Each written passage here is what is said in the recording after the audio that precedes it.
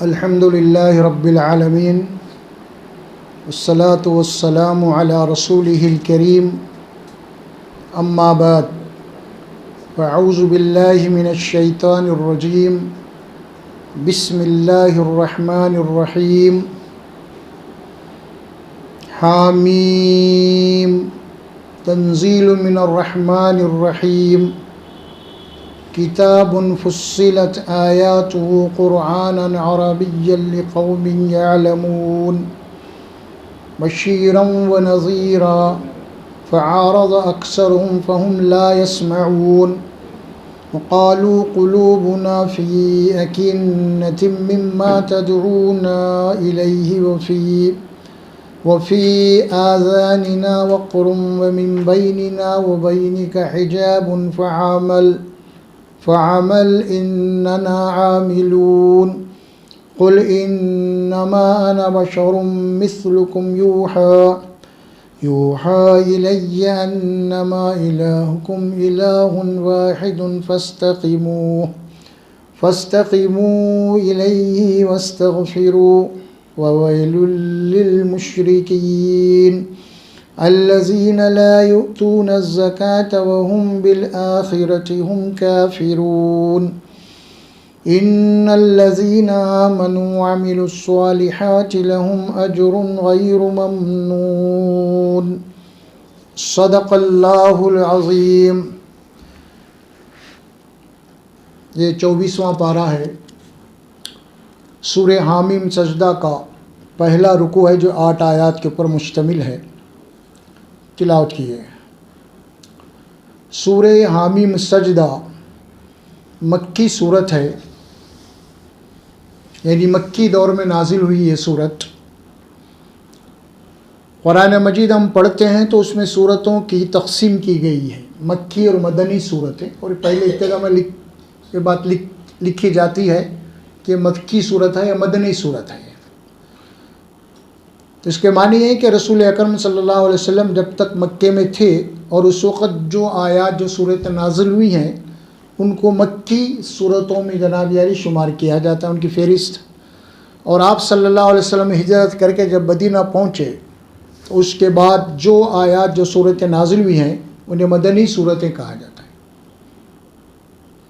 کچھ ایسے بھی آیات ہیں بعضی وقت جو مکے میں نازل ہوئی تھیں اس کو مدنی صورت میں رکھا گیا اور مکی کی مدنی میں رکھا گیا اس اعتبار سے، لیکن صورت کے جو مضامین میں آتے ہیں وہ مکی صورتیں، اور اس میں کیا مضامین بیان کیے گئے ہیں وہ مضامین آپ کو بتا دیتے ہیں کہ یہ مکی ہے یا مدنی ہے۔ اس کے اندر یہ حامیم سجدہ قرآن مجید کی صورت میں سب سے پہلے اللہ سبحانہ و تعالیٰ اپنے کلام کا تعارف کروا رہے ہیں، یہاں پہ قرآن مجید کا، اور قرآن مجید کے جو صفات ہیں اس کو بھی قرآن میں اللہ سبحانہ و تعالیٰ وضاحت کے ساتھ بتایا ہے۔ اور یہاں پہ سب سے پہلے جو آیت آ رہی ہے، سب سے پہلے آیت نمبر یہ جس میں حامیم یعنی حروف مقطعات میں سے ہے، جیسے الف لام میم ہوتا ہے جس کے کوئی معنی اور مفہوم جو ہے نا نہیں بیان کیے گئے تھے۔ اس کے بعد حامیم کے بعد اللہ تعالیٰ پھر کتاب کا تعارف کرواتے ہیں، جیسے کہ قرآن میں الف لام میم کے بعد اللہ نے اپنی کتاب کا تعارف کروایا کہ ذالک الکتاب لا ریب فیہ۔ اب یہاں بھی وہی بات ہو رہی کہ حامیم تنزیل من الرحمن الرحیم، یہ جو قرآن ہے یہ قرآن رحمان اور رحیم کی طرف سے نازل کیا جا رہا ہے۔ یہ اللہ تبارک و تعالیٰ کے 2 اسماء حسنی ہیں، 2 اسماء حسنی اللہ کے صفات میں سے ہیں، اور اس میں اب ظاہر ہے کہ یہاں پہ جو بات بتائی جا رہی ہے کہ سب سے پہلے اللہ تبارک و تعالیٰ نے اپنے 2 اسماء حسنی کا تعارف قرآن مجید میں بکثرت کیا ہے نا۔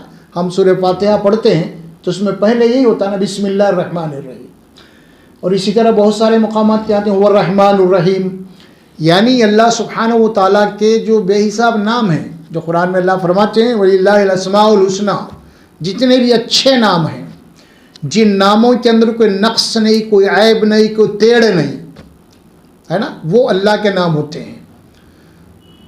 اور جتنے بھی نام ہیں، اگرچہ کہ حدیث میں اس کو 99 سے تعبیر کیا گیا ہے، وہ گنتی کے اعتبار سے نہیں ہے، کثرت کے اعتبار سے 99 بھی ہو سکتے ہیں اور ہزاروں ہو سکتے ہیں، وہ اللہ تبارک و تعالیٰ کے صفات۔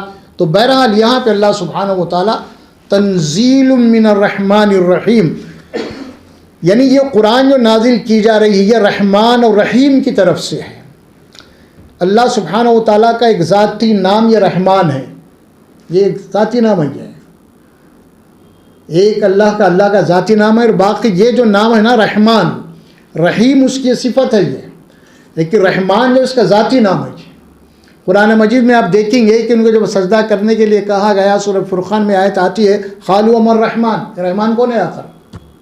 عباد الرحمن، رحمان کے بندے، اس کا پورا ذکر آتا ہے سورہ فرقان کے آخری رکوع میں۔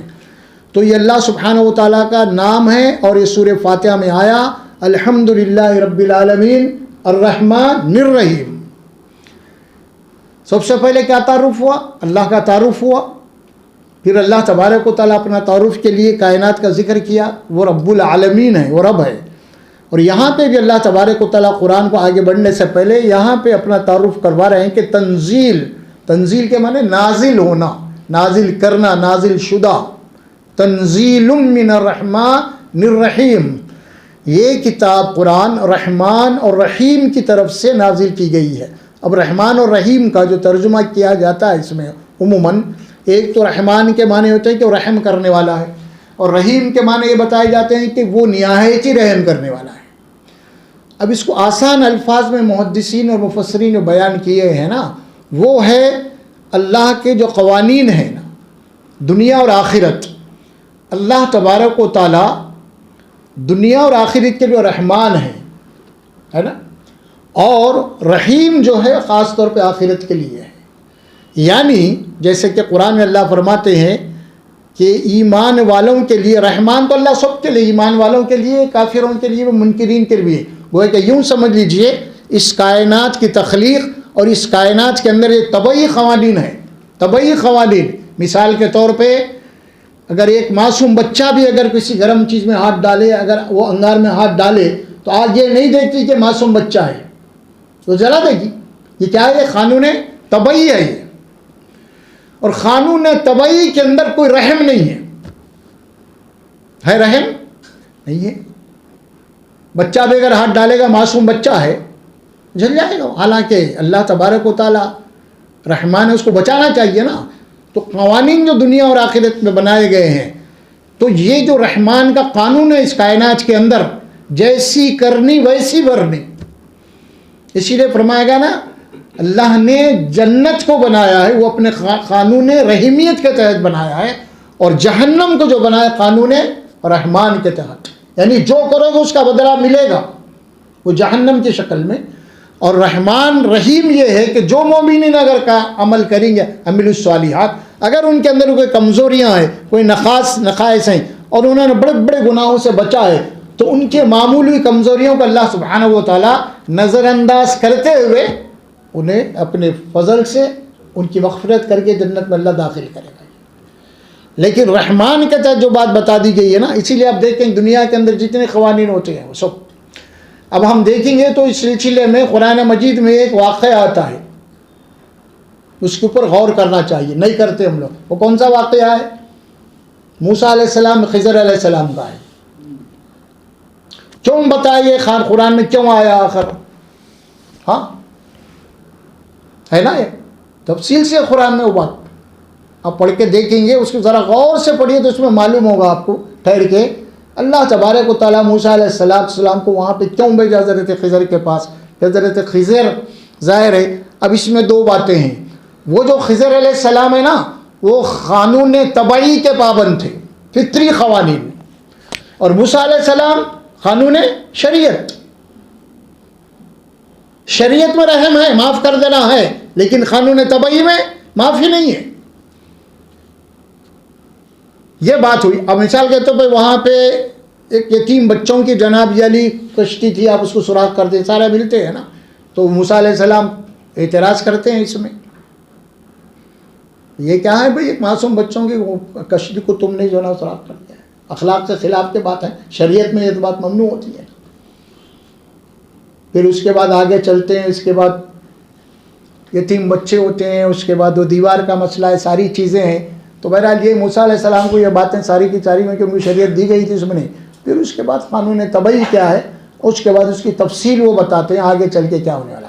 اسی لیے اس کائنات کے اندر جو بھی ہوتا ہے یا وہ قانون طبعی کے تحت ہوگا، قانون رحمانیت کے تحت، یا پھر قانون رحیمیت کے تحت ہوگا. دو ہی قوانین قرآن میں جو بتائے ہیں. الرحمن، اللہ لا الہ الا هو الرحمن الرحیم. دیکھیے آپ سورہ حشر میں بھی آتا ہے اور یہ بات سورہ بقرہ میں بھی آتی ہے. اس میں اللہ تعالیٰ وہاں پہ کائنات کی تخلیق کے متعلق اس کی تفصیل دیتے ہوئے فرمایا. تو بہرحال رحمان کے معنی یہ ہیں اللہ تبارک و تعالیٰ اگر ہم سے کوئی گناہ ہو گیا، غلطی ہو گیا، توبہ کرنے اس کو معاف کر دے گا. یہ قانون رحمان جو ہے قانون طبعی ہے. یہ جیسی کرنی ویسی بھرنی، یہ ہے دنیا کا قانون. اسی لیے آپ دیکھتے ہیں گے کہ بڑے بڑے سے ولی رہندو، بڑے سے بڑے پیغمبر رہندو، ظاہر ہے کہ دنیا کے اندر عام انسانوں کے اوپر جو قوانین آتے ہیں ان کے اوپر بھی وہ قوانین آتے ہیں. اب اللہ تبارک و تعالیٰ کبھی ایسے موقع پر ایمان والوں کو جو بچا لیتا ہے وہاں پہ وہ قانون رحمیت کے تحت ہوتا ہے. وہ کان بالمؤمنین رحیما. خاص طور پہ اللہ تبارک و تعالیٰ ایمان والوں کے لیے بڑا رحیم ہے. ایمان والوں کے لیے باقی سب جیسی کرنی ویسی بھرنی. تو آئیے اب آگے چلتے ہیں انشاءاللہ کہ تنزیل من الرحمن الرحیم. اس کے بعد جو صفت آ رہا ہے یہ کتاب فصلت آیات قرآنا عربیا لقوم یعلمون. آیت نمبر 3 ہے. یہ فرمایا کتاب، کتاب کون سی کتاب؟ قرآن. یا اور کوئی کتاب مراد لے سکتے ہیں ہم یہاں پہ؟ تو حدیث کی کتاب بخاری مسلم کچھ لے سکتے ہیں؟ نہیں لے سکتے. کتاب فصلت آیاتہ، یہ اللہ کی کتاب ہے اور اس کے آیات جناب علی بڑے تفصیل سے ہیں. فصلت آیاتہ، اللہ نے اپنی کتاب نازل کیا ہے کر کے اپنی کتاب کی جتنی باتیں ہیں اس کو کھول کھول کے بتایا ہے، تفصیل اس کی گئی ہے. ہم پڑھتے ہیں سورہ ہود میں کتاب احکمت آیات ثم فصلت، کتاب احکمت آیات ثم فصلت.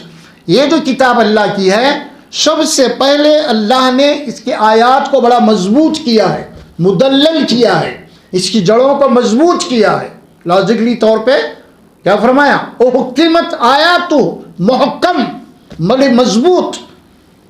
کیا مطلب محکم اور مضبوط سے؟ یعنی قرآن مجید میں اللہ تعالیٰ جو باتیں بتائے ہیں وہ فیصلہ کن ہیں، اور قرآن مجید کی جو باتیں بتائی گئی ہیں آیات اس کے خلاف آپ کسی بات کو نہیں قبول کر سکتے کیونکہ قرآن محکم اور مضبوط ہے. یہ اللہ کی طرف سے ہے اور قرآن چونکہ اللہ کا علم ہے. یہ کس کا علم ہے؟ قرآن اللہ کا علم ہے. قرآن میں بہت سارے مقامات پہ ایک آیت آتی ہے، سورہ ہود کی ایک آیت مجھے یاد ہے، عرض کر دے تو میں آپ کو اس سلسلے میں. قرآن کو اللہ تعالیٰ نے چیلنج کیا اگر تم یہ سمجھتے ہو غیر اللہ کا کلام ہے تو اس جیسی 10 صورتیں لاؤ. تو اس کے بعد اللہ فرمایا تھا فَأْتُوا بِعَشْرِ سُوَرٍ مِّن مِّثْلِهِ وَادْعُوا مَنِ اسْتَطَعْتُم مِّن دُونِ اللَّهِ وَإِن لَّمْ تَفْعَلُوا. اس کے بعد فرمایا تم نہیں قبول کر سکتے، نہیں لا سکتے. تو اس کے بعد کیا فرمایا؟ فَاعْلَمُوا، بس اچھی طریقے سے جانو یہ قرآن انما انزل بعلم اللہ، یہ قرآن اللہ کے علم سے نازل کیا گیا. رسول اکرم صلی اللہ علیہ وسلم اللہ کے نبی ہیں نا. دیکھیے قرآن کی عظمت کیا ہے، نبی کی عظمت کیا ہے، سمجھیے ذرا اس کو. کیا نبی کی عظمت، نبی کے مقابلے میں کوئی اور ہستی ہو سکتی ہے کیا بھائی؟ ان کا مقام کو لے سکتا ہے؟ نہیں. اگر ہم اس قرآن کو یہ کہہ دیں یا اس میں کچھ باتیں ایسی بھی ہیں جو رسول نے اپنی طور پہ داخل کی ہیں، کیا خیال ہے آپ کا؟ کیا اس کو مانا جائے گا؟ بھائی کسی غیر کی بات نہیں کر رہے ہم، نبی کی بات کر رہے ہیں جن کی اطاعت کے اوپر جنت کی بشارت ہے. اگر ان کی باتیں کو یہ کہے کہ نبی کی بھی باتیں کچھ قرآن میں ہے، داخل ہیں، تو بہت بڑا جرم ہے. یہ کیا ہے؟ بہت بڑا جرم ہے. یہ اللہ سبحانہ و تعالیٰ قرآن میں شاید سورہ 30ویں پارے میں مدثر میں ایک آیت ہے کہ ان ہوا الا قول البشر، اگر کوئی یہ کہتا ہے کسی انسان کا کلام ہے یہ، سأصلیہ سقر، اللہ تعالیٰ فرمایا کہ ان قریب ایسے لوگوں کو جہنم میں ڈالوں گا میں۔ اگر کوئی یہ کہے کہ قرآن، اسی لیے ہم پڑھتے ہیں قرآن میں، قرآن خالص اللہ کا کلام ہے۔ بات بولنے کا مطلب یہ ہے تنزیل من الرحمن الرحیم کے بعد کتاب فصلت آیات قرآنا، دیکھیں لفظ قرآن آیا، پھر یہ قرآن ہے عربی، عربی زبان میں ہے، کیوں؟ لقوم یعلمون، تاکہ وہ قوم جان لے، کیونکہ ان کی زبان عربی تھی، اس لیے ہم نے اس کتاب کو عربی زبان میں نازل کیا ہے۔ انا جعلناہ قرآنا عربیا لعلکم تعقلون، دوسرے مقام پہ آیت آتی ہے کہ بے شک ہم نے اس کو عربی زبان میں بنایا ہے، تاکہ چونکہ وہ جو قوم تھی عرب، ان کی زبان میں کتاب نازل ہوا ہے، اگر وہ عربی کے بجائے اگر فارسی میں نازل ہوتا یا عبرانی میں نازل ہوتا اس دور میں، تو ظاہر ہے کہ ان کے لیے ایک اجنبی زبان ہو جاتی ہو۔ اسی لیے اللہ فرماتے ہیں کہ چونکہ اس کے پہلی مخاطب جو قوم تھی، اس مخاطب قوم کی زبان عربی تھی، اللہ تبارک و تعالیٰ نے اسی زبان میں اس کتاب کو نازل کیا ہے۔ کیوں نازل کیا؟ لقوم یعلمون، یعنی جس کو کتاب دی جا رہی ہے، جن تک کتاب کا پیغام پہنچایا جا رہا ہے، وہ جان سکے، معلوم کر سکے ہو کہ کیا باتیں ہیں آخر قرآن میں، ہے نا۔ اللہ کی سنت کیا ہے؟ اللہ تعالیٰ جس قوم نے بھی رسول کو بھیجتا ہے، اس قوم کی زبان میں وہ رسول آتے ہیں، اور جو کتاب دی جاتی ہے اس قوم کو، اس قوم کی زبان میں دی جاتی ہے۔ آپ پڑھیں گے سورہ ابراہیم کے پہلے رکوع میں آیت وما ارسلنا من رسول الا بلسان قومی، جتنے بھی رسول ہم نے بھیجا ہے جس قوم کے اندر، ہم نے اسی قوم کی زبان میں رسول کو بھیجا ہے۔ کیوں؟ لیبین لہم، تاکہ ان کو کھول کھول کے بتا سکے۔ تو کتاب آنے کا مقصد کیا ہے؟ لوگوں تک کتاب کا پیغام پہنچنا ہے، اور کب پہنچیں گا وہ؟ جب ان کی زبان میں بات سمجھائی جائے تو بات سمجھ پائے۔ یہی بات یہاں اللہ فرماتے ہیں کہ کتاب فصلت آیاتہ قرآنا عربیا لقوم یعلمون بشیرا و نذیرا۔ قرآن کی بنیاد کیا ہے؟ بشیرا و نذیرا، بشارت دینے والی اور وارننگ دینے والی کتاب، آگاہ کرنے والی کتاب۔ یہ دو نبی کے بھی صفات کیا ہیں؟ بشیرم و نذیرا، انا ارسلناک شاہدا و مبشرا و نذیرا، بے شک ہم نے رسول، ہم نے آپ کو بھیجا ہے شاہدا و مبشرا و نذیرا، ہے نا، مبشر بنا کے بھیجا خوشخبری دینے والا، اور نذیر بنا کے بھیجا ہے کہ ڈرانے والا، وارننگ دینے والا۔ تو اب قرآن کو اللہ تبارک و تعالیٰ بشیرم و نذیرا کیوں کہا؟ یعنی قرآن میں جو باتیں بتائی گئی ہیں، جو لوگ اس کتاب کے اوپر ایمان لانے کے بعد اللہ کے ان احکامات کے وغیرہ عمل کرتے ہیں، وہ تو ان کے لیے قرآن کیا ہے؟ بشیر ہے، خوشخبری سنائے گا انہیں، اور وہ نذیرا، اور نذیرا ہے، ڈرانے والا ہے، وارننگ کرنے والا ہے، وارن کرنے والا ہے، متنبع کرنے والا، آگاہ کرنے والا، خبردار کرنے والا۔ کیا مطلب؟ مطلب یہ کہ کتاب میں اس جو باتیں بتا دی گئی ہیں، چاہے وہ عقائد کے اعتبار سے ہو، چاہے وہ اعمال کے اعتبار سے ہو، اگر کتاب کے خلاف اگر ان کے عقائد ہیں یا ان کے اعمال ہیں، تو قرآن انہیں کیا کرتا ہے؟ وارننگ دیتا ہے، ڈراتا ہے انہیں کہ جب تک تم اپنے عقائد کو قرآن کے مطابق نہیں بناؤ گے، اللہ کی کتاب کے مطابق، اس وقت تک تمہارے لیے بشارت نہیں ہے قرآن سے۔ فَأَعْرَضَ أَكْثَرُهُمْ فَهُمْ لَا يَسْمَعُونَ۔ اب دیکھیے آپ، رسول اکرم صلی اللہ علیہ وسلم مکی زندگی، کیونکہ مکی صورت ہے یہ، اور مکہ آپ کو معلوم ہے کہ مکی پورا دور دعوتی دور ہے اللہ کے نبی صلی اللہ علیہ وسلم نے۔ آپ جو غار حرا سے نکلے، آپ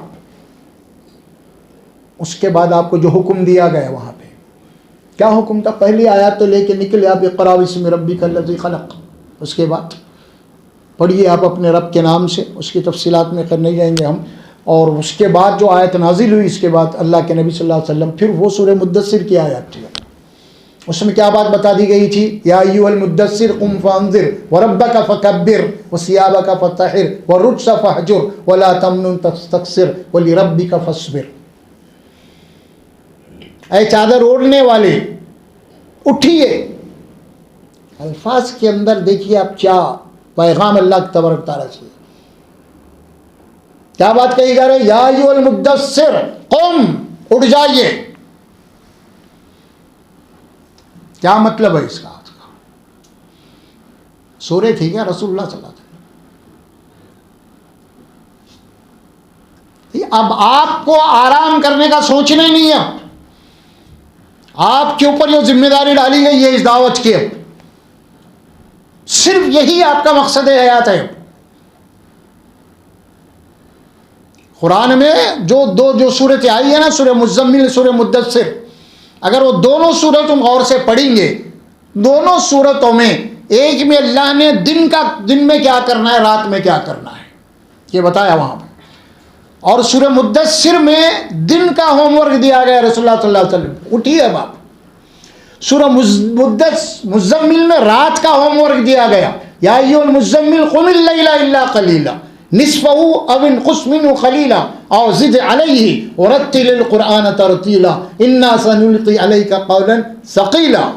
اٹھیے چادر میں لپٹنے والے، اٹھ جائیے آپ۔ مزمل مدثر ایک ہی معنی ہے، قم اللیل الا قلیلا، اٹھ جائیے رات تھوڑے وقت کے لیے، قم اللیل الا قلیلا نصفہ او انقص علیہ فرمایا او زد علیہ، رات آدھی رات سے زیادہ، آدھی رات سے کچھ کم، اٹھ جائیے آپ۔ اٹھ کے کرنا کیا ہے باپ کو؟ ورتل القرآن ترتیلا، جو کتاب آپ کے اوپر نازل کی گئی ہے نا، اس کتاب کو پڑھنا ہے غور و فکر کے ساتھ، اس کتاب کا مطالعہ۔ رات کی تنہائی میں سب سو رہے ہیں لوگ، لیکن اب آپ کا کام کیا ہے؟ چونکہ آپ کو یہ کتاب دی گئی ہے سلب، اب اس کتاب کے اوپر محنت کرنی ہے آپ کو، یہ کتاب، اور غور سے ٹھہر کے، تھم کے، رک کے پڑھیے آپ اس کتاب کو، ایک ایک اس کے لفظ کے اوپر غور کیجیے آپ، کیونکہ جتنا قرآن پہ آپ غور کرتے چلیں گے اور اتنا ہی شرح صدر ہوگا آپ کو، اتنے ہی قرآن کے معنی اور مفہوم آپ کے اوپر واضح ہوتے چلے جائیں گے۔ قرآن ایک سمندر ہے، اس کا علم کوئی یہ دعویٰ نہیں کر سکتا کہ قرآن کو میں پورے طور پہ سمجھائیں۔ نبی کے متعلق یہ بات قرآن میں آتی ہے، ہم کریں ہم عالم ہیں فلاں ہیں، نہیں۔ آپ ذرا غور کر کے دیکھیں گے قرآن میں رسول اللہ صلی اللہ علیہ وسلم کے متعلق کیا حکم دیا اللہ نے؟ آپ نبی ہیں، اس کے باوجود بھی آپ کو حکم یہ دیا گیا، کیا حکم دیا گیا؟ قل رب زدنی علما، دعا سکھائی گئی ہے آپ کو، کیا دعا؟ علم کی دعا، اے میرے رب میرے علم میں زیادتی کر اور زیادہ کر میرے علم میں۔ یہ نبی ہے، نبی کے متعلق یہ دعا ہے، اور آج اگر میں یہ دعویٰ کروں میں عالم ہوں بولے تو کیا بات ہے؟ کچھ بھی نہیں ہے، سب معلوم ہے میرے کو۔ وہ نبی کو بول رہی نا اللہ رب زدنی علما، علم میں زیادہ کی دعا کرو۔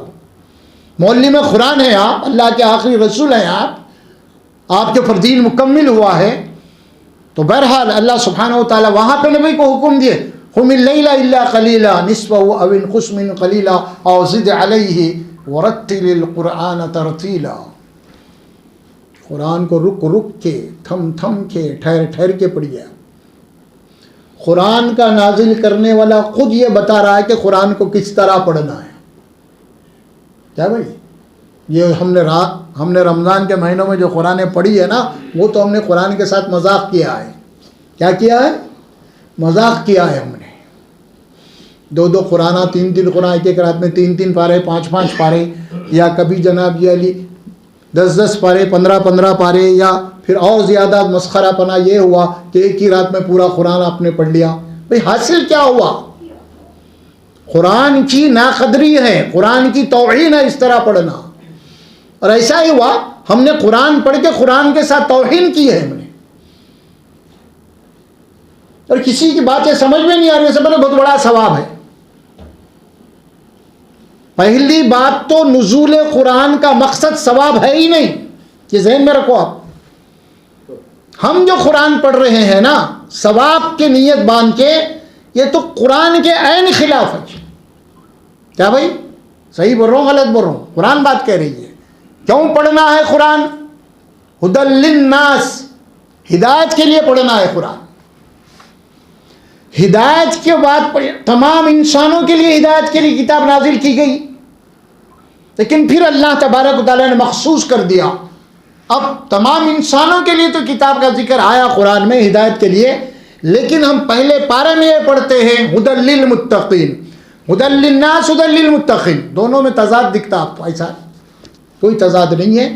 اللہ فرماتے ہیں یہ سارے انسانوں کے لیے ہدایت کی کتاب ہے یہ، لیکن اس کتاب کو پڑھنے کے بعد انہی لوگوں کو ہدایت ملے گی جو متقی ہوتے ہیں. متقی بتو کس سے ہدایت ملے گی؟ قرآن سے. دیکھیے عالم، مفتی، فاضل الگ ہے، متقی الگ ہے. یہ ذہن میں رکھیے آپ. یہ کوئی ضروری نہیں کوئی عالم ہو، کوئی مفتی ہو، کوئی مفسر ہو، کوئی بہت بڑا عالم ہو اور وہ متقی نہیں. یہ بھی ضروری نہیں ہے کوئی آدمی عالم نہیں ہے لیکن وہ متقی ہوتا ہے، اللہ سے ڈرنے والا ہوتا ہے، اللہ کی نافرمانی سے بچنے والا ہوتا ہے. تو اللہ سبحانہ و تعالیٰ فرماتے ہیں اس قرآن میں ہدایت ان لوگوں کے لیے ہے جو متقی بننا چاہتے ہیں. اور متقی کے معنی کیا ہے؟ لفظی معنی کیا ہے؟ اس سے بچنا، رکنا. اب کیا بات ہوئی اس سے؟ یعنی قرآن پڑھنے کے بعد قرآن نے جن کاموں سے آپ کو روکا ہے اگر آپ اس سے نہیں رکیں گے تو قرآن سے ہدایت نہیں ملتی آپ کو. آپ مفتی بن سکتے ہیں، مفسر بن سکتے ہیں، آپ بہت بڑے علامہ بن سکتے ہیں آپ، لیکن متقی نہیں بن سکتے آپ. اور قرآن میں اللہ نے نہ مفتی کو جنتی بولا، نہ مفسر کو بولا، نہ علامہ کو بولا. جنت ہے متقیوں کے لیے، وعدت للمتقین. یہ قرآن کیا جملے جو بڑے نپے تلے استعمال ہوتے ہیں قرآن کے اندر، کیونکہ قرآن کی قیامت کے لیے کتاب ہے. قرآن جو بات کہتی ہے وہ اپنے اندر فیصلہ کن ایبسلیٹلی اس کے خلاف کسی بات کو نہیں قبول کر سکتے آپ. قرآن میں اگر ہم یہ سمجھ لیں کہ یہ آیت پڑھ رہے ہیں اس کو اتنا ثواب، ساری باتیں کیا ہے ثواب، اس کا انکار نہیں کر رہا ہوں میں. ثواب اس وقت ملے گا آپ کو جب قرآن پڑھنے کے بعد قرآن نے جن کاموں سے آپ کو روکا ہے اگر آپ اس سے رکیں گے تو ثواب ملے گا. قرآن پڑھنے کے بعد جن کاموں سے قرآن روک رہا ہے اگر ان کاموں سے آپ نہیں رکیں گے تو ثواب نہیں تو وہاں پہ عذاب کی بات وعید آ جائے گی آپ کو. ایک حدیث آتی ہے، اس حدیث میں بات بتائی گئی ہے، فرمایا کتنے ایسے قرآن پڑھنے والے ہیں جن کے اوپر قرآن پڑھنے والوں کے اوپر قرآن لعنت بھیجتا ہے. قرآن پڑھنے والوں کے اوپر قرآن کی لعنت ہوتی ہے. کیا مفہوم ہوگا اس کا؟ قرآن پڑھ رہے ہیں لیکن اللہ کے نبی فرماتے ہیں اس کے اوپر لعنت ہوگی. اس کی مثال ہم دیکھیں گے. ہم قرآن پڑھ رہے ہیں اور پڑھتے ہوئے اس آیت پہ پہنچے ہم قرآن میں فَلَعْنَةُ اللَّهِ عَلَى الْكَاذِبِينَ، فَلَعْنَةُ اللَّهِ عَلَى الْكَاذِبِينَ. کیا مطلب ہے اس آیت کا؟ سادہ سا، جھوٹ بولنے والوں کے اوپر اللہ کی لعنت ہے، جھوٹوں کے اوپر اللہ کی لعنت ہے. جو لوگ جھوٹ کو نہیں چھوڑتے ان کے اوپر اللہ کی لعنت ہے. اگر میں یہ آیت پڑھوں قرآن کی آیت میں پڑھنے کے بعد اگر میں جھوٹ پہ وہی میرے کاروبار جھوٹ کے ہے، دھوکہ اور فراڈ کے ہے، تو پھر میرے اوپر کیا ہوگا؟ وَلَعْنَةُ اللَّهِ عَلَى الْكَاذِبِينَ. 2 جمع 2 4 ہے اس میں. یہ آیت کو سمجھنے کے لیے کوئی بہت بڑے علوم کی ضرورت نہیں ہے، کلیئر بات ہے. فَلَعْنَةُ اللَّهِ عَلَى الْكَاذِبِينَ. پھر اس کے بعد ہم قرآن پڑھتے ہیں جس میں ایک آیت آتی ہے فَلَعْنَةُ اللَّهِ عَلَى الظَّالِمِينَ.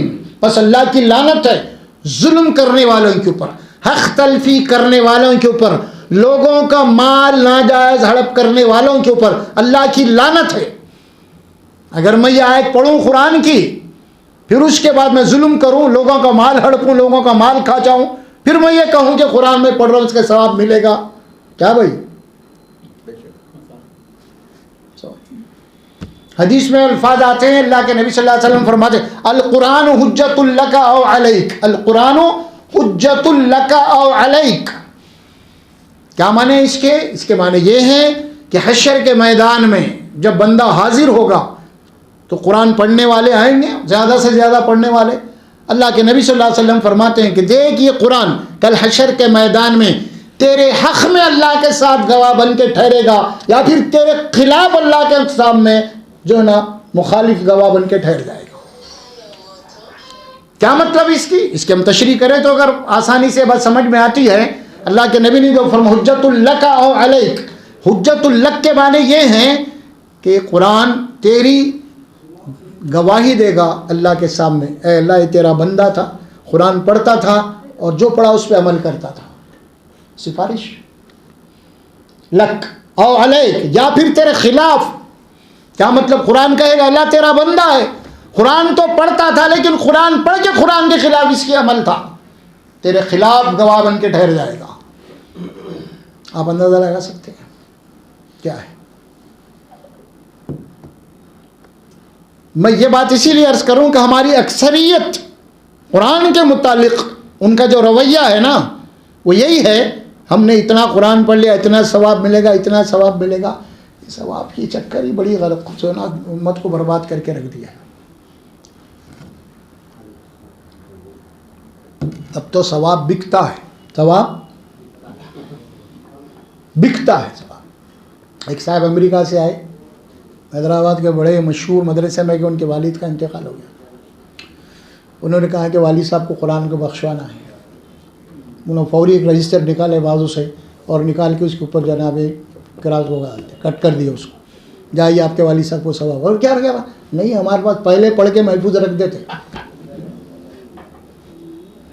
ہمارے پاس چلتے رہتی یہ تلاوت، فلاں بچہ اتنا پڑھا، فلاں پڑھا، فلاں پڑھا، تو وہاں پہ لکھ دیتے ہیں محفوظ ہے۔ اب جو بھی آیا اس کو ہم وہ کر دیتے ہیں، بس ختم، اس کے اندر ڈیلیٹ کر دیتے ہیں، اب تمہارے والد صاحب کو مل گیا۔ ثواب بکتا ہے۔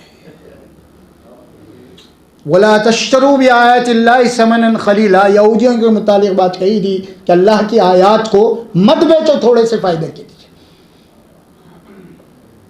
لیکن آج ہم زندہ قوم آج ہم ہیں کہ وہ کام کر رہے ہیں جو یہودیوں نے کیا تھا کتاب کے ساتھ۔ کتاب کو جس مقصد کے لیے پڑھنا اس مقصد کے لیے نہیں پڑھ رہے ہیں تو آپ کی زندگی میں ہدایت کہاں سے آئے گی؟ نہیں آئے گی نا۔ جس مقصد کے لیے نازل کیا اسی مقصد کے لیے آپ کتاب پڑھیں گے تو پھر ہدایت ملے گی اللہ کی طرف سے۔ تو تلاوت قرآن کا مقصد ہی غلط ہے ہمارا، پہلی بنیادی غلطی ہے یہ۔ ہدی للناس بینات من الہدی والفرقان، ہدایت بھی ہے اور ہدایت ہر انسان سمجھ سکتا ہے۔ بینات بولا، بین کے معنی ہر چیز کو کھول کھول کے بتا دینا ہے۔ قرآن خصوصیت کے ساتھ عقائد کے معاملے میں، ایمانیات کے معاملے میں ہر چیز کو کھول کے بتاتا ہے، اور کسی کتاب کا کسی تفسیر کا محتاج نہیں ہے قرآن۔ یہ ذہن میں رکھیے۔ کون سے امور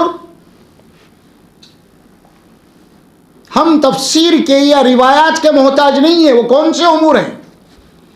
وہ ایمانیات ہیں، عقائد ہیں، اسلام کی بنیادی تعلیمات ہیں، اللہ کی وحدانیت ہے، آخرت ہے، رسالت ہے، ایمانیت۔ اس معاملے میں قرآن اپنے اندر ہر چیز کو واضح طور پہ بیان کرتا ہے۔ اس سے اب آپ عملی طور پہ جناب یعنی ان کو کوئی روایت کی ضرورت بھی نہیں، حدیث کی ضرورت بھی، آپ کو سمجھنے کے لیے معاملہ جہاں پہ عملی حکم آتا ہے قرآن کا، وہاں پہ شریعت آتی ہے۔ جب شریعت آتی ہے تو وہاں پہ احادیث آتے ہیں، روایات آتے ہیں، اس کے اوپر بحث مباحثے ہوتے ہیں، وہاں پہ حلال حرام کے مسائل پیدا ہوتے ہیں، وہاں کے اندر اسی کے اندر فقہ کے اختلافات ہیں، اسی کے اندر روایات میں اختلاف ہے، اسی میں جناب لیکن ایمانیات کے اندر کوئی اختلاف نہیں، کیونکہ قرآن وہاں پہ واضح طور پہ آپ کو ہدایت دیتا ہے کہ ایمانیات کیا ہے، آخرت کیا ہے، نجات کیا ہے۔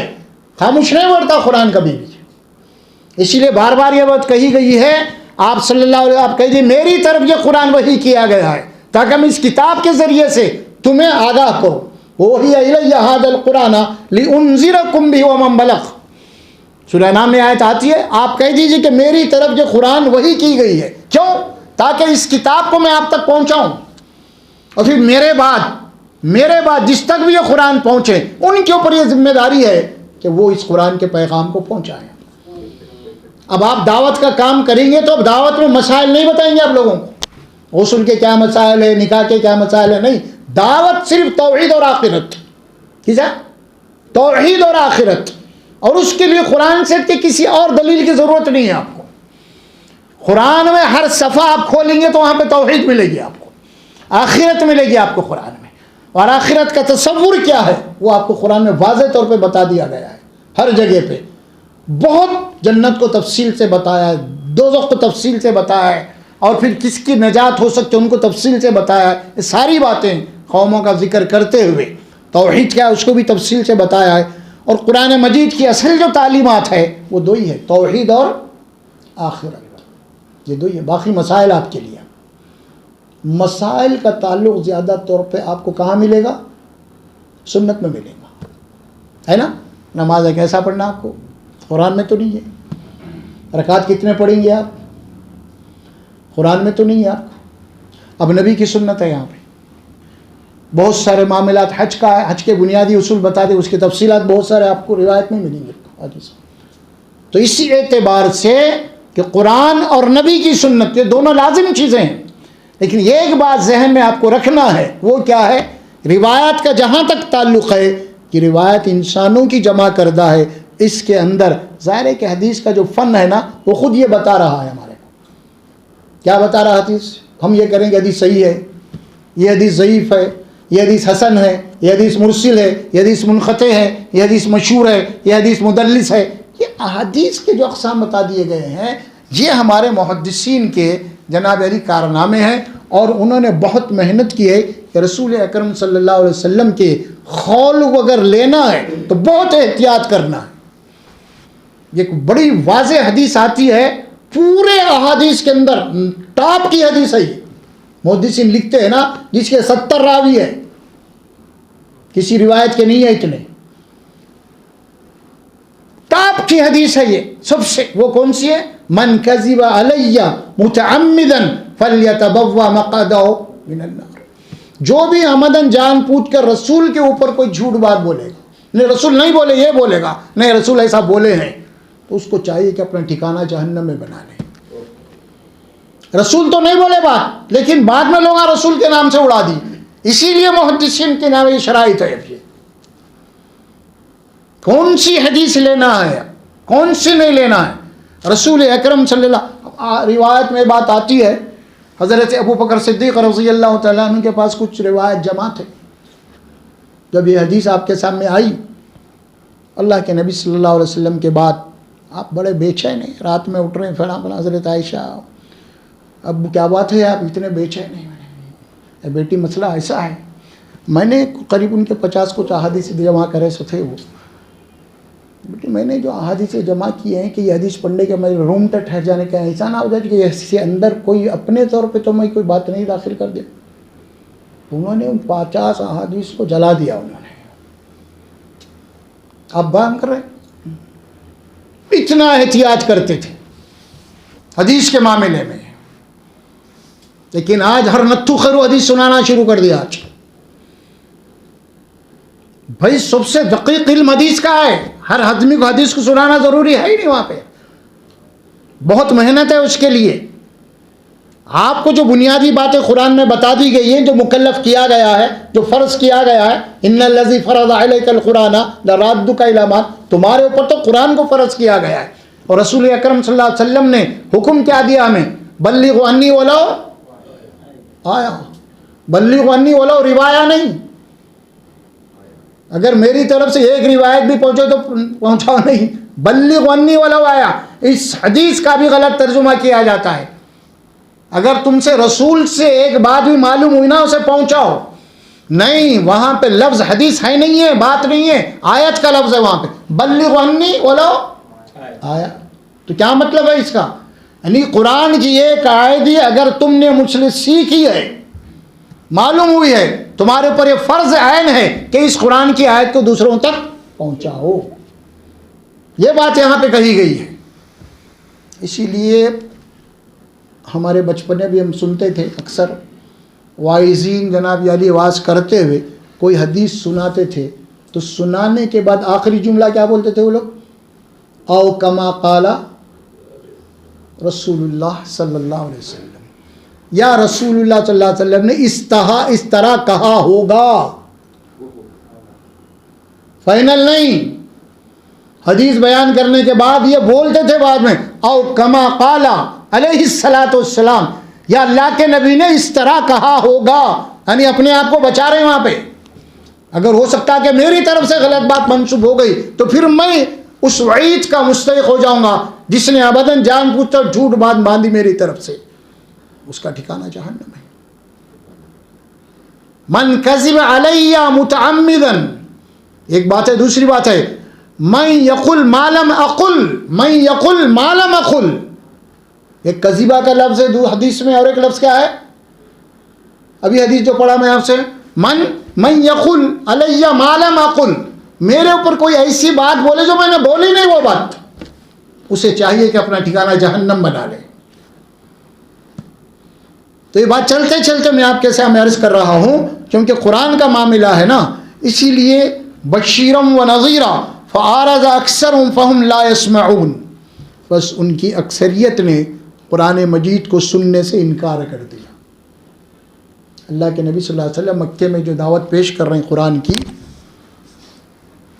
اور مخالفت جو آپ کی ہو رہی ہے قرآن کے خلاف، قرآن اس کی وضاحت کرتا ہے نا، تو باضابطہ وہاں پہ اب یہ تو اوپن ہو گیا، یہ ان آیات اس دور میں نازل ہو رہی ہیں جب رسول اکرم صلی اللہ علیہ وسلم کی مخالفت کھلے طور پہ ہو رہی تھی، اور اللہ کے نبی صلی اللہ علیہ وسلم قرآن کو برملاب شروع کر دی، فاصدع بما تؤمر وعارض عن المشرکین، اے رسول صلی اللہ علیہ وسلم اب آپ برملا کہیے اللہ کی بات کو، اور جو آپ کی مخالفت کر رہے ہیں مشرک آپ اسے انجان ہو جائیے، آپ ان کی کوئی پرواہ مت کیجیے آپ۔ ہم دیکھتے ہیں کہ قرآن مجید میں اسی صورت میں آگے چل کے ایک آیت مبارک آتی ہے جو یہ آیات کی مخالفت میں ہے۔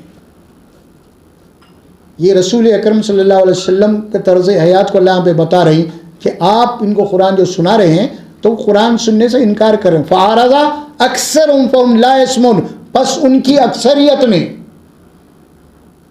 میجارٹی اکثریت نے قرآن سننے سے انکار کر دیا۔ وہ آیت آتی آگے چل کے اسی صورت میں، وقال الذين كفروا لا تسمعوا لهذا القرآن والغوا فيه لعلكم تغلبون، منکرین حق نے یہ کہا کہ قرآن مت سنو، وہ لوگ ایک مشن چلائے رسول اللہ صلی اللہ علیہ وسلم کے خلاف۔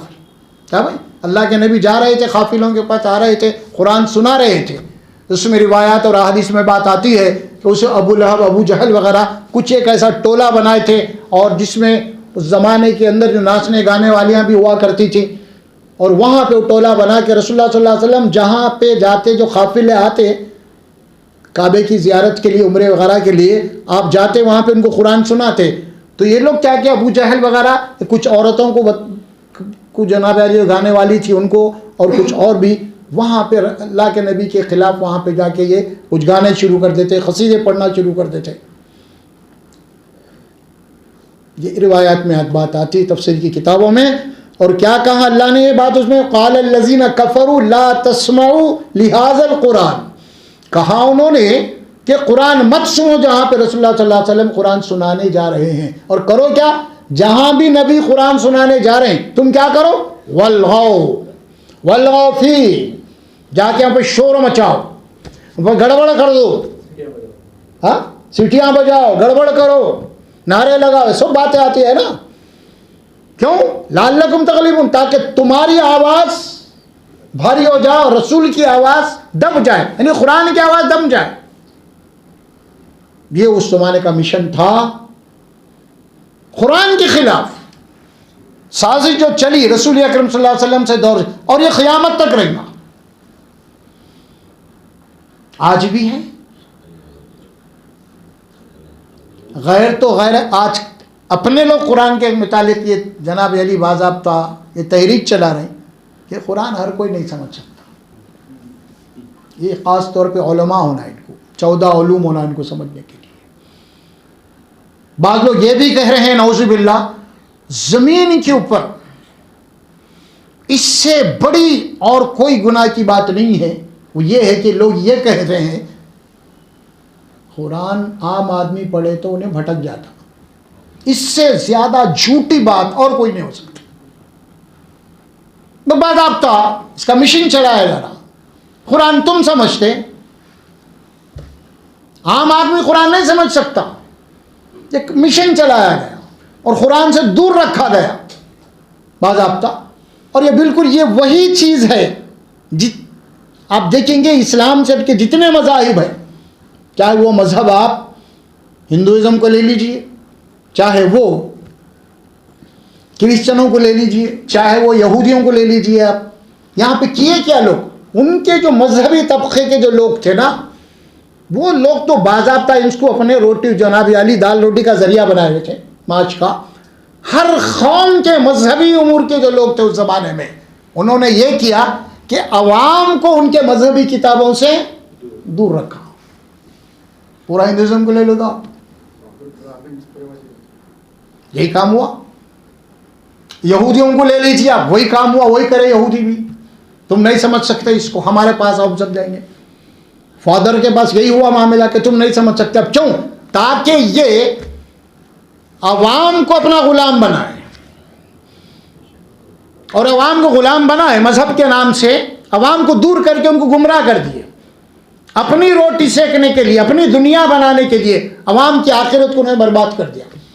آج بھی ہر مذہب کی اکثریت ان کی مذہبی کتاب سے غافل ہے. اسی طرح قرآن بھی آج یہی حال ہے. ہمارے مولویوں نے، ہمارے بڑے لوگوں نے بھی یہی کیا، ہم کو قرآن سے دور کر دیا. یہ تو اللہ کا احسان ہے کہ اب یہ 30-40 سال سے یہ بات سننے میں آ رہی ہے کہ قرآن پڑھو، قرآن سمجھو، ورنہ اس سے پہلے نہیں. اگر آپ پڑھی ہندوستان کے 400 سال پہلے آپ چلے جائیں گے، یہاں پہ تو قرآن کا کوئی تصور ہی نہیں تھا ترجمے کا. سب سے پہلے ترجمہ کرنے والے شاہ ولی اللہ محدث دہلوی ہیں. پہلا ترجمہ فارسی میں. حکومت تو مسلمانوں کی تھی، زبان فارسی تھی حکومت کی. ہوا کیا اس کے بعد؟ فارسی زبان میں ترجمہ کرنے سے حضرت شاہ ولی اللہ کو کفر کے فتوے دیے گئے، ان کو سزا دی گئی. کیا تم قرآن کا ترجمہ کر سکتے ہو؟ قرآن کو دوسری زبان میں کر سکتے ہو تم؟ بات یہاں تک تاریخ کے اندر آتی ہے، ان کو سزا جو دی گئی نا شاہ ولی اللہ محدث دہلوی رحمۃ اللہ علیہ کو، دونوں ہاتھوں کا ایسا رکھ کے دونوں نے ہاتھوں کے انگلیوں کو توڑ دیا گیا تھا تاکہ قلم نہ چلا سکے. یہ سزا دی گئی تھی، کس بنا پہ دی گئی تھی؟ قرآن کو عربی سے فارسی میں ترجمہ عوامی زبان میں لانے کے لیے یہ سزا دی گئی. اور اس وقت دین اسلام کا جو تعلق قصے اور کہانیوں سے تھا، قرآن سے نہیں تھا نا، حدیث سے تھا. یہ تو اللہ کا احسان ہے. اس کے بعد پھر ان کے بچے، ان کے بیٹے تھے تقریباً 4 بیٹے کو، دونوں پھر قرآن کے ترجمے کیے. پھر وہ ترجمے اردو میں کیے لوگوں نے، سمجھے. شاہ عبد العزیز رحمۃ اللہ علیہ، شاہ رفیع الدین ہیں، اس طرح اور بھی ہیں، شاہ عبد الغنی ہیں، شاہ عبد القادر جی ہیں رحمۃ اللہ علیہ. یہ ان کے فرزندان رشید ہیں. اکھنڈ بھارت کے اوپر ان کا احسان امت نہیں ادا کر سکتی. آج جو ہم قرآن پڑھ رہے ہیں نا، یہ ان کی کاوشوں کے نتیجے آج میں آپ کو سمجھا رہا ہوں کہ آپ سن رہے ہیں. پھر اس کے بعد قرآن مجید کی عوامی تحریک چلی. وہ عوامی تحریک چلانے والے کون تھے؟ اس میں 2 شخصیتیں ہندوستان میں بڑے مشہور ہیں. ایک ابو الکلام آزاد رحمۃ اللہ علیہ ہیں، اور دوسرے ابو العلا مودودی رحمۃ اللہ علیہ ہیں. انہوں نے قرآن مجید کو عوام میں لایا. اس زمانے میں مولانا ابو الکلام آزاد رحمہ اللہ قرآن مجید کے ترجمہ کرے، وہ لوگ ترجمان القلم کے آج موجود ہے. پھر ان کا جو پرچہ نکلتا تھا بلاغ اور ہلال، اس کو گورنمنٹ بند کر دی. تو بہرحال تفصیلات میں نہیں جانا ہے، لیکن برس عرض کر رہا ہوں، انہوں نے قرآن کو عوام میں لایا. اس کے بعد پھر باضابطہ تحریک چلی، تحریک اسلامی، مولانا ابو العلا مودودی رحمہ اللہ. پھر انہوں نے باضابطہ قرآن کو ایک پوری امت کے اندر اس کو پھیلایا. الحمدللہ ان کے احسانات ہیں امت کے اوپر. ہم یہ سمجھ رہے ہیں اگر ان سے کچھ غلطی ہوئی ہے تو اللہ کے پاس وہ غلطی بھی ان کے لیے اجر میں ہے. یہ ذہن میں رکھیے آپ، یہ حدیث آتی ہے قرآن اللہ کے نبی صلی اللہ علیہ وسلم، اگر کوئی مسئلہ آپ کے پاس آ گیا اور وہ مسئلے کے صریح احکامات قرآن اور حدیث میں نہیں ہے، لیکن مسئلے کو شریعت کے مطابق حل کرنا ہے، اگر وہ حل کرنے میں کوئی عالم اگر غلطی بھی کر رہا ہے تو اس کو 1 درجے کا ثواب ہے، اگر موافق میں اس کا فیصلہ آ گیا تو ڈبل اجر کا مستحق ہے۔ یہ بات کہی گئی تاکہ آدمی جناب غور و فکر نہ چھوڑے قرآن کے اوپر۔ اب الحمدللہ تنظیمیں تحریکیں جتنی عام ہو چکی اللہ کے فضل و کرم سے، آج قرآن مجید ہر کوئی آج بول رہا ہے۔ آج وہ لوگ جو قرآن کے خلاف بولنے والے تھے نہیں سمجھتے، وہ لوگ بول رہے ہیں قرآن کو ترجمے سے پڑھو، آج بول رہے ہیں۔ آج اتنا تو معلوم ہو گیا، آج بات عام ہو گئی۔ تو یہ وہی بات ہے، اللہ فرماتے جب کہا تھا انہوں نے قرآن مت سنو، اور آج بھی یہی لوگ بولے اسی انداز میں، تو وہی بات آ رہی فَأَعْرَضَ أَكْثَرُهُمْ فَهُمْ لَا يَسْمَعُونَ وَقَالُوا قُلُوبُنَا فِي أَكِنَّةٍ مِّمَّا تَدْعُونَا إِلَيْهِ وَفِي آذَانِنَا وَقْرٌ وَمِن بَيْنِنَا وَبَيْنِكَ حِجَابٌ فَاعْمَلْ إِنَّنَا عَامِلُونَ۔ اور کہا انہوں نے، نہ صرف انہوں نے قرآن سننے سے انکار کیا، اعراض کیا، بلکہ کیا کہا؟ ہمارے دل پردوں میں ہیں۔ وَقَالُوا قُلُوبُنَا فِي أَكِنَّةٍ وَفِي آذَانِنَا وَقْرٌ، اور ہمارے کانوں میں ڈانٹ ہیں، اے رسول صلی اللہ علیہ وسلم ہم تمہاری بات نہیں سنتے قرآن کی، ہم کو ہمارے باپ دادا تک دین پسند ہے، ہم کو وہی قصے کہانیاں چاہیے، قرآن کی بات نہیں ہونا۔ اس قسم کی گفتگو اس زمانے میں بھی ہوئی۔ وفی آذاننا وقر ومن بیننا وبینک حجاب، اے رسول صلی اللہ علیہ وسلم تمہارے اور ہمارے درمیان میں اب پردہ ہے، ہماری بات تم نہیں سن سکتے، تمہاری بات ہم نہیں سن سکتے۔ فَعَمَلْ إِنَّنَا عَامِلُونَ، بس آپ اپنی جگہ عمل کر دیجئے اور ہمارا پیچھا چھوڑیے۔ آپ کیا کہا؟ دیکھیے آپ، اللہ کے نبی صلی اللہ علیہ وسلم ان تک جو بات بار بار پہنچانے، یعنی اب وہ تنگ آ گئے، کیا بول رہے ہیں؟ اب چھوڑ دو ہم کو اپنے حال پہ۔ یہ قرآن جو کہتا ہے نا، بار بار قرآن میں 2-3 مقامات پہ اس قسم کی آیت آتی ہے، جیسے سورہ کہف میں بھی آتی ہے فَلَعَلَّكَ بَاقِعٌ، اے رسول صلی اللہ علیہ وسلم کیا اپنے آپ کو ہلاک میں ڈال لیں گے آپ؟ إِن لَّمْ يُؤْمِنُ بِهَذَا الْحَدِيثِ أَسَفًا، مارے غم کے کیا اپنی جان کو گھلا دیں گے آپ جو اس قرآن کے اوپر ایمان نہیں لا رہے لوگ؟ یہ نبی اکرم صلی اللہ علیہ وسلم کی اتنی فکر تھی اس کتاب کے اوپر ایمان لا لیں۔ اب آپ دعوت بھی کس کی دیں گے؟ اب قصے اور کہانیوں کی دعوت نہیں ہوگی، دعوت قرآن کی ہوگی۔ ایک نقطہ اس میں اسرار احمد صاحب بڑے اچھا بیان کیے ہیں، وہ نقطہ یہ ہے وَلْتَكُن مِّنكُمْ أُمَّةٌ يَدْعُونَ إِلَى الْخَيْرِ، تم میں سے جماعت ہونی چاہیے جو خیر کی طرف بلائے۔ بڑی ہی وضاحت کے ساتھ، بڑے ہی دلائل دیتے ہوئے انہوں نے یہاں پہ نقطہ اٹھایا ہے، وہ یہ ہے یدعون الی الخیر کیا ہے؟ خیر کی طرف بلانا۔ خیر سے مراد یہاں پہ قرآن ہے۔ کیوں؟ اسی لیے قرآن میں یہ بات آتی ہے نا، آپ سورہ یونس پڑھتے ہیں، ساری دنیا بھی آپ سمیٹو ان سب کے مقابلے میں قرآن خیر ہے۔ تو آپ یہ یدعون الی الخیر، سب سے پہلے قرآن کی طرف آپ کو دعوت دینا ہے۔ قرآن پڑھو، قرآن سمجھو، قرآن کے اوپر تدبر کرو، قرآن کے اوپر غور و فکر کرو، اور قرآن کے مطابق اپنے عقائد کو بناؤ۔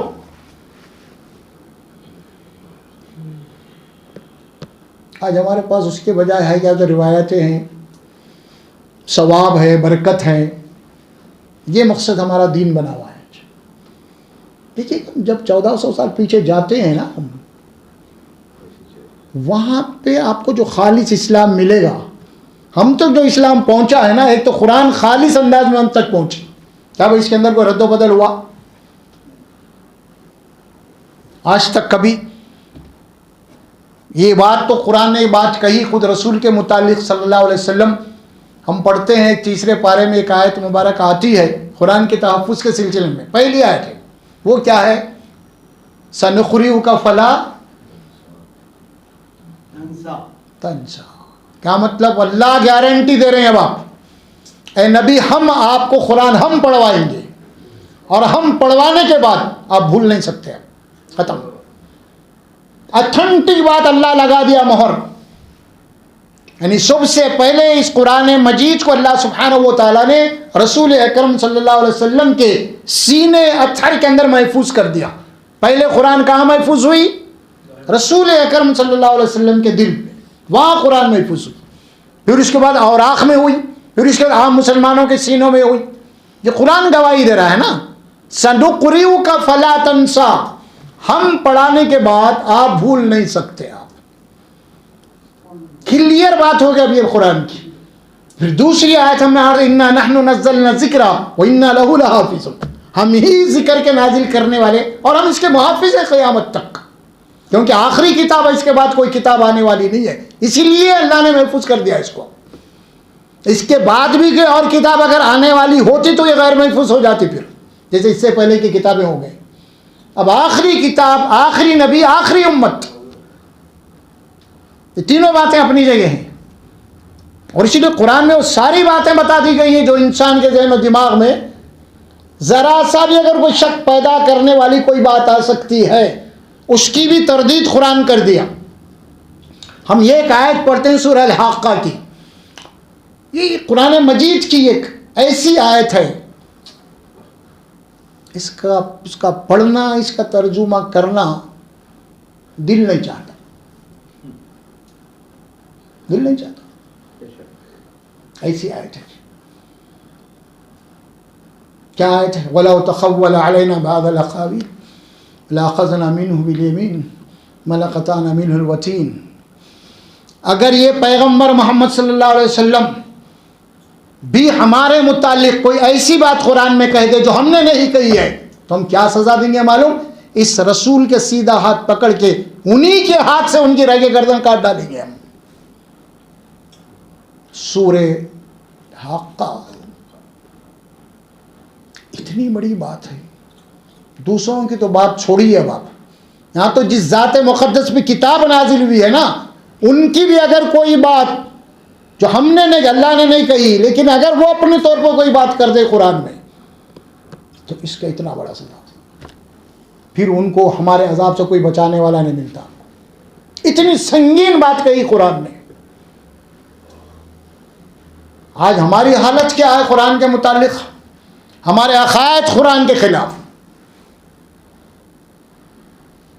قرآن کی آیت ہمارے سامنے آتی ہے کہ آپ کا عقیدہ قرآن کی آیت کے خلاف ہے، ہم برملا قرآن کو بازو رکھ کے اس روایت کے اوپر عمل کرنا چاہتے ہیں، تو قرآن کی اہمیت ہی باقی نہیں رہی آپ کے پاس.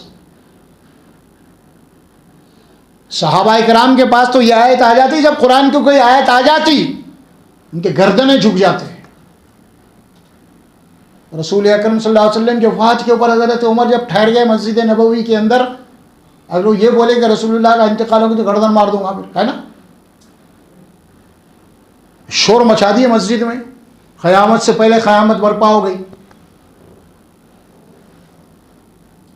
مسجد پوری بھری ہوئی ہے.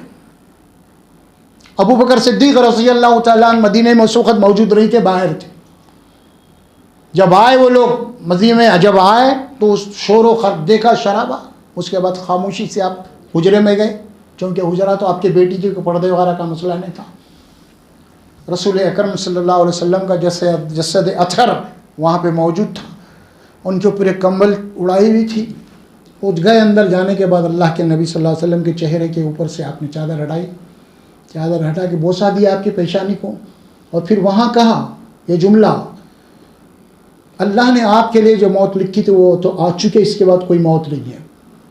پھر آپ مسجد میں آئے، آنے کے بعد ادھر عمر وہی بات کر رہے ہیں، وہی شور و شرابہ ہے. عمر کو سمجھانے کی کوشش کی گئی لیکن رک رہی نہیں وہ. آپ خود بازو ہٹ کے تناب علی پھر ایک تقریر کی، اس تقریر میں قرآن کی وہ آیات رکھی آپ نے، وما محمد الا رسول قد خلت من قبل الرسل. پھر سورہ زمر کی آیت آپ نے پڑھی، انک میت وانہم میتون. یہ آیتیں پڑھی. دیکھو، جو تم میں سے محمد صلی اللہ علیہ وسلم کی عبادت کیا کرتا تھا، پورے حدیث کی کتابوں میں حدیث موجود ہے، پورے تاریخ کی کتابوں میں بھی حدیث موجود ہے. حضرت سے ابو بکر صدیق کا جو خطبہ ہے نا، وہ محفوظ ہے سیرت کی کتابوں میں، احادیث کی کتابوں میں، تاریخ کی کتابوں کے اندر. من کان یعبد منکم محمدا فإن محمدا قد مات ومن کان یعبد اللہ فإن اللہ حی لا یموت. جو تم میں سے محمد صلی اللہ علیہ وسلم کی پوجا عبادت کرتا تھا یہ جان لے محمد صلی اللہ علیہ وسلم کا انتقال ہو چکا ہے, اور جو تم میں سے اللہ کی عبادت کرتا تھا اللہ زندہ اس کو موت نہیں کرتی. جب آیت حضرت عمر پڑھے تو ان کے اوپر غشی طاری ہو گئی, اور جتنے صحابہ تھے اس وقت کہنے لگے کہ ہمیں ایسے محسوس ہو رہا ہے کہ قرآن کی آیت اب نازل ہو رہی ہے, یہ قرآن میں پہلے سے ہی موجود ہے.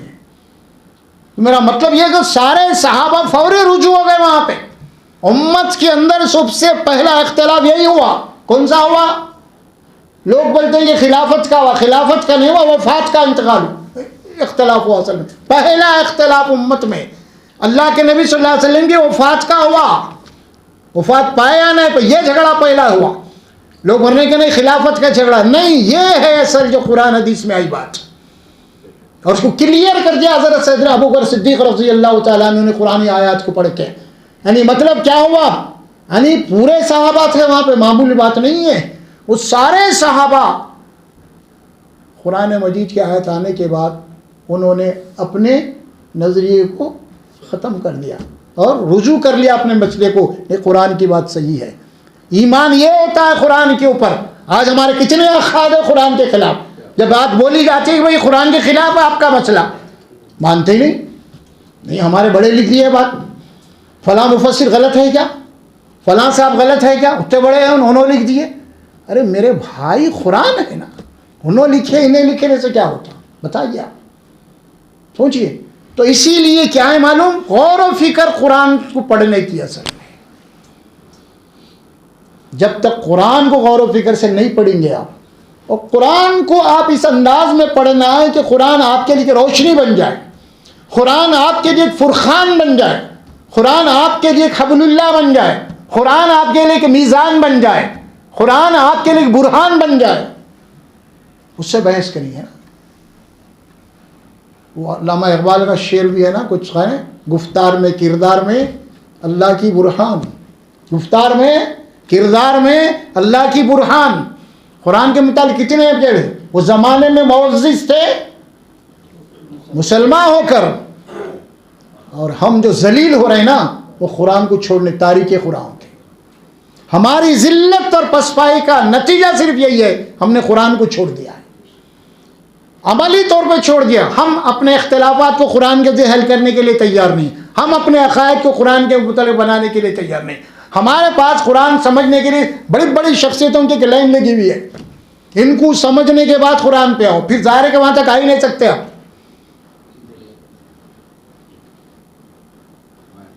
پورا گھیرا ڈالا گیا ہے قرآن کے اوپر,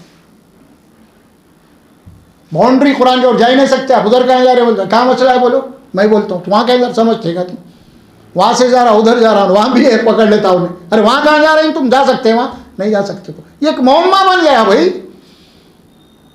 قرآن کو جتنا عام کیے رسول اللہ صلی اللہ علیہ وسلم نے, ہوا اور پانی کی طرح عام کرے قرآن کو. آج کیا ہوا قرآن کو,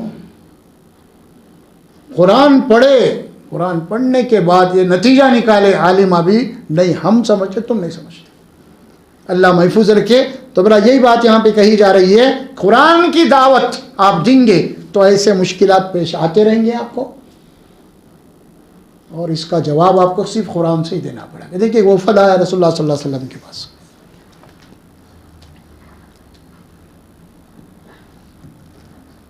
سب سے پہلے وفد آ کے آپ کے چچا کے پاس آیا, ابو طالب کے پاس آ کے انہوں نے کہا کہ ذرا اپنے بھائی بھتیجی کو ذرا سمجھاؤ, بہت مخالفت ہو رہی, وہ ہمارے بزرگوں کی توہین کر رہے ہیں, ہمارے دیوتاؤں کی توہین کر رہے ہیں, فلاں فلاں, بہرحال بہت سارے باتیں. اللہ کے نبی نے بلایا, سمجھایا اللہ کے نبی صلی اللہ علیہ وسلم کو. پھر اس کے بعد دوبارہ آئے وہ لوگ, پھر وہی حال ہوئی. پھر اس کے بعد رسول اکرم صلی اللہ علیہ وسلم کے پاس وہ خود آیا وفد, جس کا ذکر سورہ یونس میں ملتا ہے ہم کو. اور آ کے وہ لوگ کہنے لگے, اے رسول صلی اللہ علیہ وسلم دیکھیے یہاں پہ لڑائی جھگڑے خاندانوں میں, ہر گھر میں لڑائی ہو رہی ہے, باوا بیٹے کے خلاف, بیٹا باپ کے خلاف, گھر کے اندر ایک مکے کا معاملہ بالکل انتشار کی شکل پیدا ہو چکی ہے. ہم چاہتے ہیں کہ ہاں آپس میں کچھ صلح ہو جائے ہمارے اور تمہارے درمیان. وہ صلح کیا ہے؟ وہ صلح یہ ہے لا یرجون لقاءنا. وہاں کہا کہ دیکھو آپ جو قرآن پیش کر رہے ہیں نا، اس قرآن میں کچھ ذرا تبدیلی کر دو.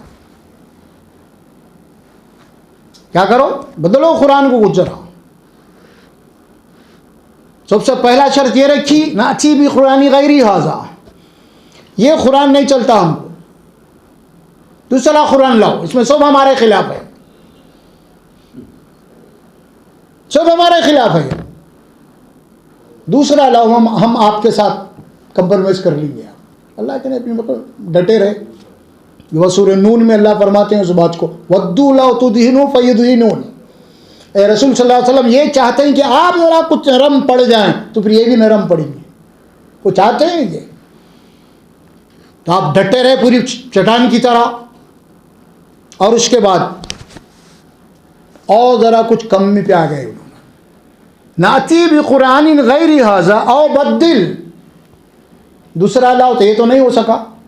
اچھا ایسا کرتے ہیں کہ ٹھیک ہے یہی قرآن رہنے دو مگر اس کے اندر کچھ ہماری بھی باتیں رکھ دو، کچھ تبدیلی کرو بھائی، کچھ تبدیلی لاؤ. ہمارے میں جن کی عبادت کرتے ہیں پوجا پر، ان کا بھی کوئی اختیار ہوتا ہے، ان کی بھی کوئی پہنچ ہے، ہوتا فلاں فلاں، ہمارے باپ دادا بھی جنت میں جائیں گے فلاں فلاں، سب کو آپ دوزخ میں بیچ دے رہے ہیں. تو کیا کرو آپ او بدل، کچھ تبدیل کر دو تو پھر ہم آپ کے اوپر ایمان لا لیں گے. دو شرط رکھے انہوں نے. اب جواب اللہ کی طرف سے آ رہا تھا. اب جواب رسول نہیں. دیکھیے اب آپ یہاں پہ قرآن کی اہمیت کیا ہے بتائی جا رہی ہے. آپ ڈائریکٹ اللہ کی طرف سے آئے رسول قل، کہ آپ کہہ دیجئے ما یکون ان ابدل من تلقاء نفسی، میری یہ مجال نہیں ہے کہ میں اپنی طور پہ قرآن میں کوئی تحریف کر سکوں، تبدیلی کر سکوں، میری مجال نہیں ہے. ان اتبع الا ما یوحی الی، میں تو پابند ہوں جو وہی کتاب ہے اس کی اتباع کروں، پیروی کروں. کتنی کلیئر بات ہے. 2 جمع 2 4. لیکن آج ہمارے پاس کتنے قصے کہانیاں پھیل گئے آج قرآن کے خلاف. اب ہم کو جو کام کرنا ہے اس وقت وہ کیا ہے؟ قرآن کا پیغام لے کے اٹھنا ہے. آپ کو قرآن کی دعوت یاد رکھیے. آپ قصے کہانیاں نہیں، کتاب اللہ، صرف کتاب اللہ. واعتصموا بحبل اللہ جمیعا. ہمارے ایک ایک کے اوپر فرض عین ہے، میرے اور آپ کے اوپر. یہ اس کتاب کی تعلیم ہم سمجھے ہیں کہ قرآن حق ہے، قرآن برہان ہے، قرآن میزان ہے، قرآن حبل اللہ، ہم یہ سمجھے ہیں. تو میری اور آپ کی ذمہ داری ہے کہ جہاں تک ہو سکے قرآن کو خود پڑھنا ہے، سمجھنا ہے، پھر اس کی بات کو دوسروں تک پہنچانا ہے. اب دوسروں تک پہنچانے میں سب سے پہلے مسئلہ یہ ہے کہ خود آپ اپنے ماحول میں، خود ہمارے مسلمان بھائی کتنے ہیں جو قرآن سے غافل ہیں، ان تک قرآن پہنچانا ہے، بتانا ہے ان تک قرآن. موروثی مسلمان چلنے والے نہیں ہیں، اسلام میں موروثیت نہیں ہے، یہ اللہ کا دین ہے یہاں پہ. تو اس وقت سب سے اہم کام جو آپ کو اور مجھے کرنا ہے وہ ہے قرآن، القرآن. اس کا پیغام گلی گلی، کوچے کوچے، ہر جگہ پہ جہاں بھی آپ کا موقع ملتا ہے کہ قرآن کی دعوت کو عام کرنا ہے، قرآن فہمی کو عام کرنا ہے، قرآن کو سمجھانا ہے. لوگ آج قصے اور کہانیوں کو دین بنا رہے اور قصے اور کہانیوں کی تبلیغ ہو رہی ہے. اس وقت ہمارے لیے ضروری ہے کہ سب سے بڑا کام، سب سے چوٹی کا کام یہی ہے کہ اللہ کی اس کتاب کو ہم خود سمجھنا ہے پہلے، اس کے بعد دوسروں تک پہنچانا ہے.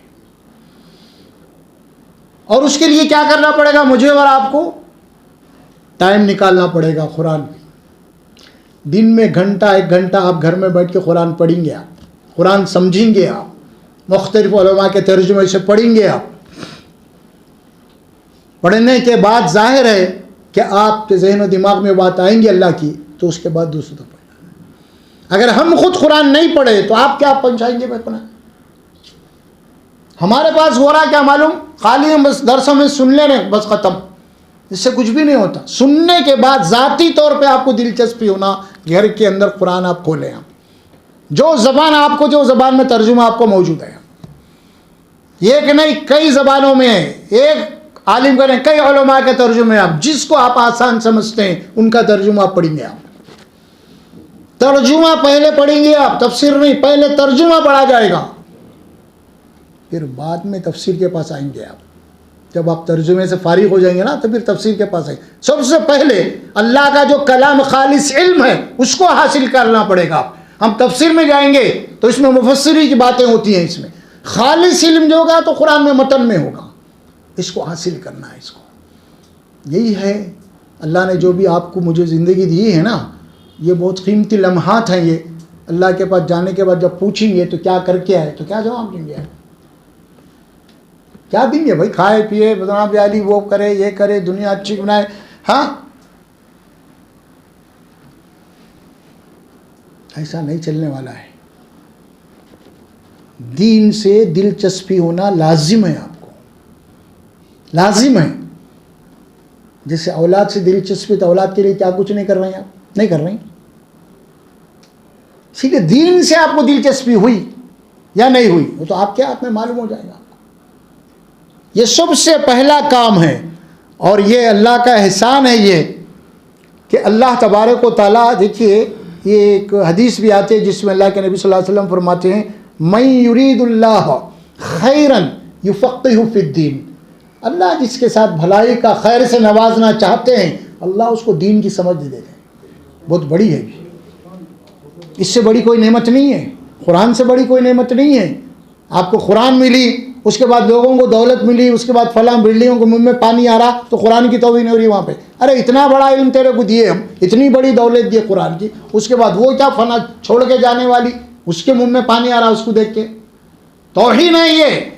حدیث میں بات آئی ہے ہم نے جس کو قرآن کا علم دیا ہے اور یہ دولت ملنے کے بعد اگر کسی کے دل میں یہ خیال ہے کہ اللہ اس کو کیا نوازا بھائی کیسے بلڈنگ، اگر یہ بولا تو قرآن کی اللہ فرماتے اس نے توہین کر دیا. مجھے تو دولت دیو، وہ کوئی حیثیت نہیں رکھتی، ہو کوئی اہمیت نہیں رکھتی وہ دولت اس کی. سمجھے آپ؟ تو قرآن ایک عظیم نعمت ہے ہمارے گھروں کے اندر، ہم کو اللہ نے دیا ہے. اللہ کا فضل ایک یہ بھی ہے الحمدللہ ہم حق بات سمجھ چکے ہیں. اب ہمارا کام ہے کہ جو بھی معاشی ہمارے مسائل ہیں اس کو حل کرتے ہوئے، ایسا نہیں کہ دنیا کو چھوڑنا نہیں ہے. آپ کو دنیا میں بھیجا ہی گیا ہے، دنیا کیسے گزارنا ہے. یہ بھی نہیں ہے کہ دنیا چھوڑ دیں آپ، نہیں. دنیا چھوڑیں گے تو بھیک مانگنا پڑتا آپ کو. پھر یہاں تو اعتدال کی بات بتا دی گئی ہے. ربنا آتینا فی الدنیا حسنہ ہے نا، دنیا بھی ہے، اقیموا الصلاۃ وآتوا الزکوٰۃ، ادھر نماز بھی ہے ادھر زکوٰۃ بھی ہے. ان بیلنس نہیں کرتا اللہ سبحانہ وتعالیٰ. اسلام آپ کو، اسلام کبھی یہ تعلیم نہیں دیتا فقر و فاقہ کی زندگی گزارو. اللہ کے نبی صلی اللہ علیہ وسلم پناہ مانگیے فقر و فاقہ سے. اللہم انی اعوذ بک من الفقر والکفر. دعا ہے اللہ میں تیری پناہ مانگتا ہوں مفلسی سے اور کفر سے. صحابہ نے پوچھا یا رسول اللہ آپ کفر اور مفلس ایک جگہ کر دیا، پوچھیں دعا کرے تو یہ صحابہ. تو اللہ کے نبی کیا جواب دیے معلوم آپ کو؟ ہاں میں نے مفلسی اور کفر کو برابر پہ اسی لیے رکھا ہے کہ آدمی اگر غربت میں مبتلا ہو گیا تو اس کے کفر میں ڈوبنے کا زیادہ امکان، چانس ہے، اس کے کفر میں لوٹنے کا زیادہ امکان ہے. ہم نے آپ یہ بات بتائی جا رہی، اسی لیے اقیموا الصلاۃ وآتوا الزکوٰۃ. یہاں پہ دین بھی ہونا ہے، مال بھی ہونا ہے، زکوٰۃ. اللہ قرآن میں کتنے احکامات دیا بھائی، خرچ کرو خرچ کرو خرچ کرو خرچ کرو، بیواؤں کی مدد کرو، یتیموں کی مدد کرو، مسافروں کی مدد کرو، بیماروں کی مدد کرو، بے کسوں کی مدد کرو. مدد کون کریں گے؟ آپ کی فائنینشل پوزیشن اتنی ویک ہے کہ آپ کے پاس کچھ نہیں ہے تو اب یہ قرآن کے احکامات کے اوپر کب عمل ہوگا؟ ہاں اسلام یہ تعلیم نہیں دیتا. یہ تعلیم تو شاید تصوف میں مل جائے آپ کو، سب کچھ چھوڑو بھاگو جنگل میں باؤ جھاڑ کے نیچے چلے جاؤ، سمجھ میں آ رہا؟ نہیں، میدان میں لایا اسلام. میدان میں ڈرو، دنیا تمہارے ہاتھ میں ہونا، دنیا تمہارے ہاتھ میں ہونا، دنیا کی باغ و ڈور تمہارے ہاتھ میں رہنا تو یہ دنیا میں امن آ سکتا ہے. اگر دنیا تم نے دوسروں کے حوالے کر دی تو یہاں پہ فساد ہوگا، ظلم ہوگا، قتل اور غارت گری ہوں گے. اسی لیے پہلے ایمان اس کے بعد مال، یہ دونوں چیزیں لازمی ہیں. قرآن کا یہ آپ پڑھ لیجئے نا فلسفہ اقیموا الصلاۃ وآتوا الزکوٰۃ، مولانا ابوالکلام آزاد کی کتاب ہے حقیقت زکوٰۃ. حقیقت صلاۃ، 2 کتابیں اگر یہ پڑھ لیا نا آپ، دین کیا ہے معلوم ہو جاتا. حقیقت صلاۃ کیا ہے، حقیقت زکوٰۃ کیا ہے.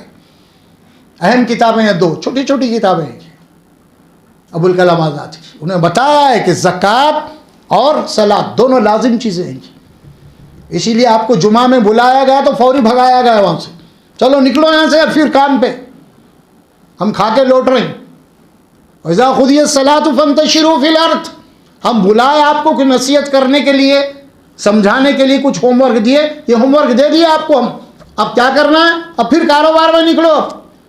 مگر یہی قرآن جو جمعہ میں حکم قرآن اللہ دے رہا، وہی قوم جمعہ کو تعطیل ہونا بول رہی. سمجھے کیا بھائی، فرائیڈے ہالیڈے بول رہی، قرآن بول رہا کام کرو فرائیڈے، بول رہا نہیں سورہ جمعہ پڑھ لو آپ. تو بہرحال قرآن کو غور و فکر سے پڑھنا ہے. تو ہمارے اوپر جو فرائض ہے، یہاں پہ جو لوگ جمع ہوئے ہیں، دیکھیے یہاں پہ الحمدللہ ہر منگل کو قرآن مجید کا درس دیا جاتا ہے اس میں، اور جو ہم سمجھے آپ کو سمجھاتے ہیں. اگر کہیں غلطی ہو رہی تو آپ نشاندہی کر سکتے ہیں اس میں. سمجھ میں آ رہا کہ مومن کیا ہے، ایک دوسرے کا آئینہ ہے. کیونکہ ضروری نہیں ہے کہ کوئی بندہ آسمان سے اترا ہے، نہیں، بڑے سے غلطی ہو سکتی ہے اس میں. اور کوئی بات ہو سکتا ہے کہ ایک چھوٹا آدمی ہے لیکن وہ اس کے دماغ میں کوئی حق بات آ جائے، وہ سمجھ سکتا ہے. تو تنقید جو ہے نا یہ غلط نہیں ہے، تنخیص غلط ہے. 2 جملے ہیں اس میں. اگر کوئی میں غلطی کر رہا ہوں، آپ کو غلطی کی نشاندہی کرنا، آپ کو جزاک اللہ بولنا ہے میرے کو. تو اس کا مد مقابل کون سا لفظ ہے اس کا؟ وہ تنقیص. تنقیص کیا ہے؟ آپ درس میں بیٹھے ہوئے ہیں، انہیں کہاں غلطی کر رہا، کب پکڑنا ہے اس کو، یہ تنقیص. تنقیص یہ ہے، نقص نکالنا ہے میرے کو اب یہاں پہ. سمجھ میں آ رہا؟ ایک کوسی ہوتی ہے گندگی کے اوپر بیٹھنے والی، ایک مکھی ہوتی ہے، انہیں گندگی کو ڈھونڈتے رہتی ہے. ایک شہد کی مکھی ہوتی ہے. تو شہد کی مکھی بننا ہے آپ کو، گندگی کی نہیں. کیا بھائی، کون سی مکھی بنیں گے آپ؟ شہد کی بنیں گے آپ، جو لوگوں کے لیے شفا ہے. تو آپ بھی لوگوں کے لیے شفا بننا ہے. اور گندگی کی مکھی کیا ہے؟ لوگوں کے لیے بیماری ہے. وہ آپ کو لوگوں کے لیے بیمار کا سبب بننا نہیں ہے نا. تو بہرحال آپس کا ہمارا جو معاشرہ ہوگا، دوست احباب کا، بیٹھنے والوں کا، آپس اصلاح کرنا ہے. میرے سے کچھ غلطی ہو رہی ہے تو اخلاق کے دائرے میں، ادب کے دائرے میں ذرا اس کے نفس کو ذرا بازو رکھتے ہوئے، اس کا خیال کرتے ہوئے سمجھانا اس کو. یہ نہیں یار کیا بول رہے بھائی، ایسا نہیں. نفس، دیکھیے اللہ انسان کا نفس بنایا ہے، اللہ کو معلوم ہے. ایک آدمی اگر جانتا ہے کہ واقعی میں غلطی کروں، سامنے والا ٹوک رہا میرے کو، اور اس کی بات صحیح ہے، میری بات غلط ہے، لیکن اگر انہیں میرے نفس کے اوپر حملہ کرا تو میرا نفس موٹا ہو جاتا. سمجھے؟ اب انہیں صحیح بول رہا تھا، اب اس کے نقص نکالتا میں. ارے وہی ہوتا ہے. اسی لیے آپ پڑھیے قرآن میں دعوت کا طریقہ حکمت ہے. اور اللہ موسیٰ علیہ السلام کو کیا بولے؟ جا کے فرعون کے پاس جا کے نرم بات کرو بولے. نفس کو نہیں چڑھنا اس کے، انہیں وقت فرعون ہے، طاقت ہے اس کے پاس. کیوں؟ اللہ کو ڈر ہو رہا تھا کیا وہاں؟ مطلب کیا ہے؟ کیونکہ اللہ نفس بنایا ایسا، اس کو نفس کو چھیڑیں گے نا تو تمہاری اچھی بات بھی انکار کر دیتا انہیں. اللہ کو معلوم ہے یہ اللہ نفس بنا انسان کا. اور اصل جو شرک ہے نفسی ہے، ان اللہ انہیں تو میں ہوں اصل میں. یہ بڑا معاملہ ہے. اگر یہ دفن ہوگا، یہ ٹوٹ گیا تو سب معاملے رائٹ ہوتے ہیں، ہے نا. وہ ایک حدیث بھی بڑی مشہور آتی ہے، دیکھیے آپ، سب سے زیادہ کسی کی بندگی ہوتی ہے جو بت کی پوجا ہوتی ہے، تو وہ کون سا ہے؟ وہ انسان کا نفس ہے. بت کی بھی نہیں ہوتی، وہ انسان کا نفس ہے. اسی لیے قرآن نے کہا افرأیت من اتخذ الہہ ہوا، کیا دیکھا آپ نے جس نے اپنے نفس کو خدا بنا لیا بھائی. تو یہ معاملہ ہے. اصلاح پیار و محبت سے ہونی چاہیے، ادب کے دائرے میں ہونی چاہیے، اخلاق کے دائرے میں ہونی چاہیے. اور تنقید کرنا ہے بڑے اچھے انداز میں کرنا ہے، اخلاق میں کرنا ہے. آپ کو سامنے والے کو کچھ تعریف کرتے ہوئے کرنا ہے، اس کو تھوڑا اونچا اٹھا کے اس کو بولو، ارے بھائی ایسا ہے بھائی، ارے آپ تو الحمدللہ فلاں ہیں فلاں ہیں. دیکھیے حکمت کی باتیں ہیں قرآن میں بہت ساری. ادعو الی ربک سبیل حکمہ ہے نا، وہ آیت مبارکہ سورہ نحل میں، وہ پڑھ لیجیے آپ. رسول اکرم صلی اللہ علیہ وسلم کی سیرت پڑھیں گے تو 4 باتیں جو آپ کے بتائے گئے منصب، اس میں سب سے آخری بات کیا ہے؟ حکمت کی بات. وَيُعَلِّمُهُمُ الْكِتَابَ وَالْحِكْمَةَ، وہ صرف قرآن کی تعلیم دیتی ہے، اور حکمت، زندگی کی حکمت کیا ہے، بات کب بولنا، کیا بولنا، کیسا بولنا، ایک دم نہیں ہے سب معاملہ، حکمت کو سامنے رکھنا۔ حکمت اور مصلحت، یہ دونوں میں بھی فرق ہے۔ حکمت کے معنی کیا ہے؟ جو حق بات ہے اس کو کس انداز میں سمجھاؤں میں، چھپانا نہیں ہے۔ حکمت یہ ہے اچھے انداز میں، اخلاق کے انداز میں، کو لاجیکلی طور پہ تلاش کر کے وہ حکمت، حق بات اس کے سامنے رکھنا ہے، اسے حکمت کہتے ہیں۔ مصلحت یہ ہے حق بات کے اوپر پردہ ڈال دینا، مصلحت یہ ہے حق بات کو چھپا دینا۔ ارے انہیں کیا بولتا کہ بھائی تعلقات خراب ہو جائیں گے میرے اس کے، یہ ہے مفاد، ذاتی مفاد کو نقصان نہیں پہنچنے دینا، یہ مصلحت ہے۔ اور جو لوگ مصلحت کا شکار ہوتے ہیں نا، وہ بدترین دین کے نمائندے ہوتے ہیں، دین کے بدترین نمائندے ہوتے ہیں، کیونکہ میں یہ سمجھتا ہوں کہ دین بتانے والا ہے لیکن وہی دین کے اوپر پردہ ڈال رہا۔ اسی لیے مصلحت کا شکار نہیں ہونا۔ حکمت نبی کی سنت ہے، حکمت قرآن کا حکم ہے، حکمت سے بات کیجیے، عقل کی ہوئے گی، لاجک ہے، قرآن میں اللہ لاجک بتائے ہیں۔ اللہ تعالیٰ اپنے کو سمجھانے کے لیے کتنی مثالیں دی ہیں، حکمت کی باتیں نہیں ہے نا۔ دیکھو ایک مکھی نہیں بنا سکتے، کیا مطلب ہوا اس کا؟ حکمت کی بات ہے نا۔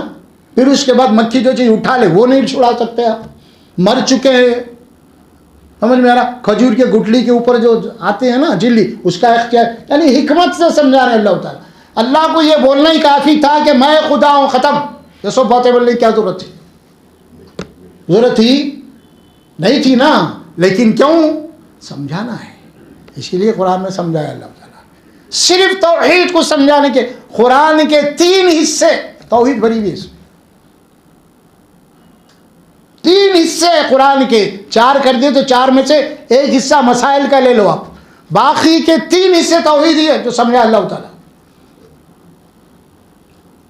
اسی لیے تو بہرحال اب عید کے رمضان میں تو درس ملتوی تھا تراویحوں کی وجہ سے، روزے وغیرہ کی وجہ سے، پہلا درس ہمارا آج شروع ہوا ہے، تو انشاءاللہ ہر منگل کو ٹھیک جناب علی 9:30 بجے ہم درس قرآن شروع کریں گے۔ 9:30 بجے اسی لیے بولوں، 8:30 کو جماعت ہو رہی ہے، کیا بھائی شاہ؟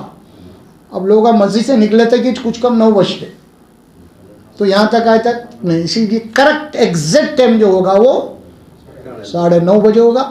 پھر نماز کے اوقات جیسے کم ہو جائیں گے تو پھر ہم اس کو وقت کو جو ہے نا آگے وہ پیچھے لے کے جائیں گے، تو اسی لیے آج بھی چونکہ 9:30 کچھ ہم شروع کریں، تو بہرحال 1.5 مہینے کے بعد یہ پھر مجلس منعقد ہو رہی ہے، تو اس میں آپ حضرات کے تعاون کی ضرورت ہے۔ آپ کا تعاون یہی ہے کہ آپ صرف لوگوں کو ساتھ لائیں، لوگوں کو بھی لائیں اس محفل میں، سمجھ میں آ رہا؟ وہ کہ چندے کی اپیل نہیں ہے تعاون بولے تو، آپ جو ہے بہرحال یہاں پہ آپ کا تعاون یہی ہے کہ جو یہ کام ہو رہا ہے قرآن کا، اس کام سے آپ جڑ جائیے۔ الحمدللہ یہاں پہ کوئی جماعت، کوئی فرقہ نہیں ہے یہاں پہ، سمجھ میں آ رہا؟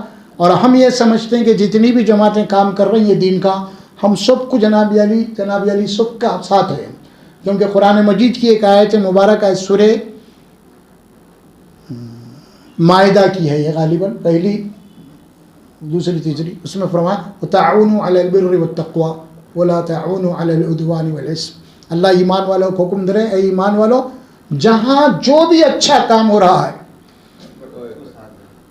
تم اس کو کاپریٹ کرو، چاہے وہ BJP کرنے دو، RSS کرنے دو، کوئی کرنے دو، مسلمانوں کی کوئی تنظیم کا کوئی بھی کام اگر اچھا ہو رہا، وَتَعَاوَنُوا عَلَى الْبِرِّ وَالتَّقْوَى، 2 جملے ہیں قرآن کے، ایک ہے بر، ایک ہے تقوی، دونوں باتیں ہیں۔ جہاں پہ نیکی کے کام ہو رہے ہیں اس میں تعاون ہونا، اور جہاں پہ خدا ترسی کے کام ہو رہے ہیں، تقوی، اس میں تعاون کرو، چاہے کرنے والا کوئی نہیں کیوں رہنا۔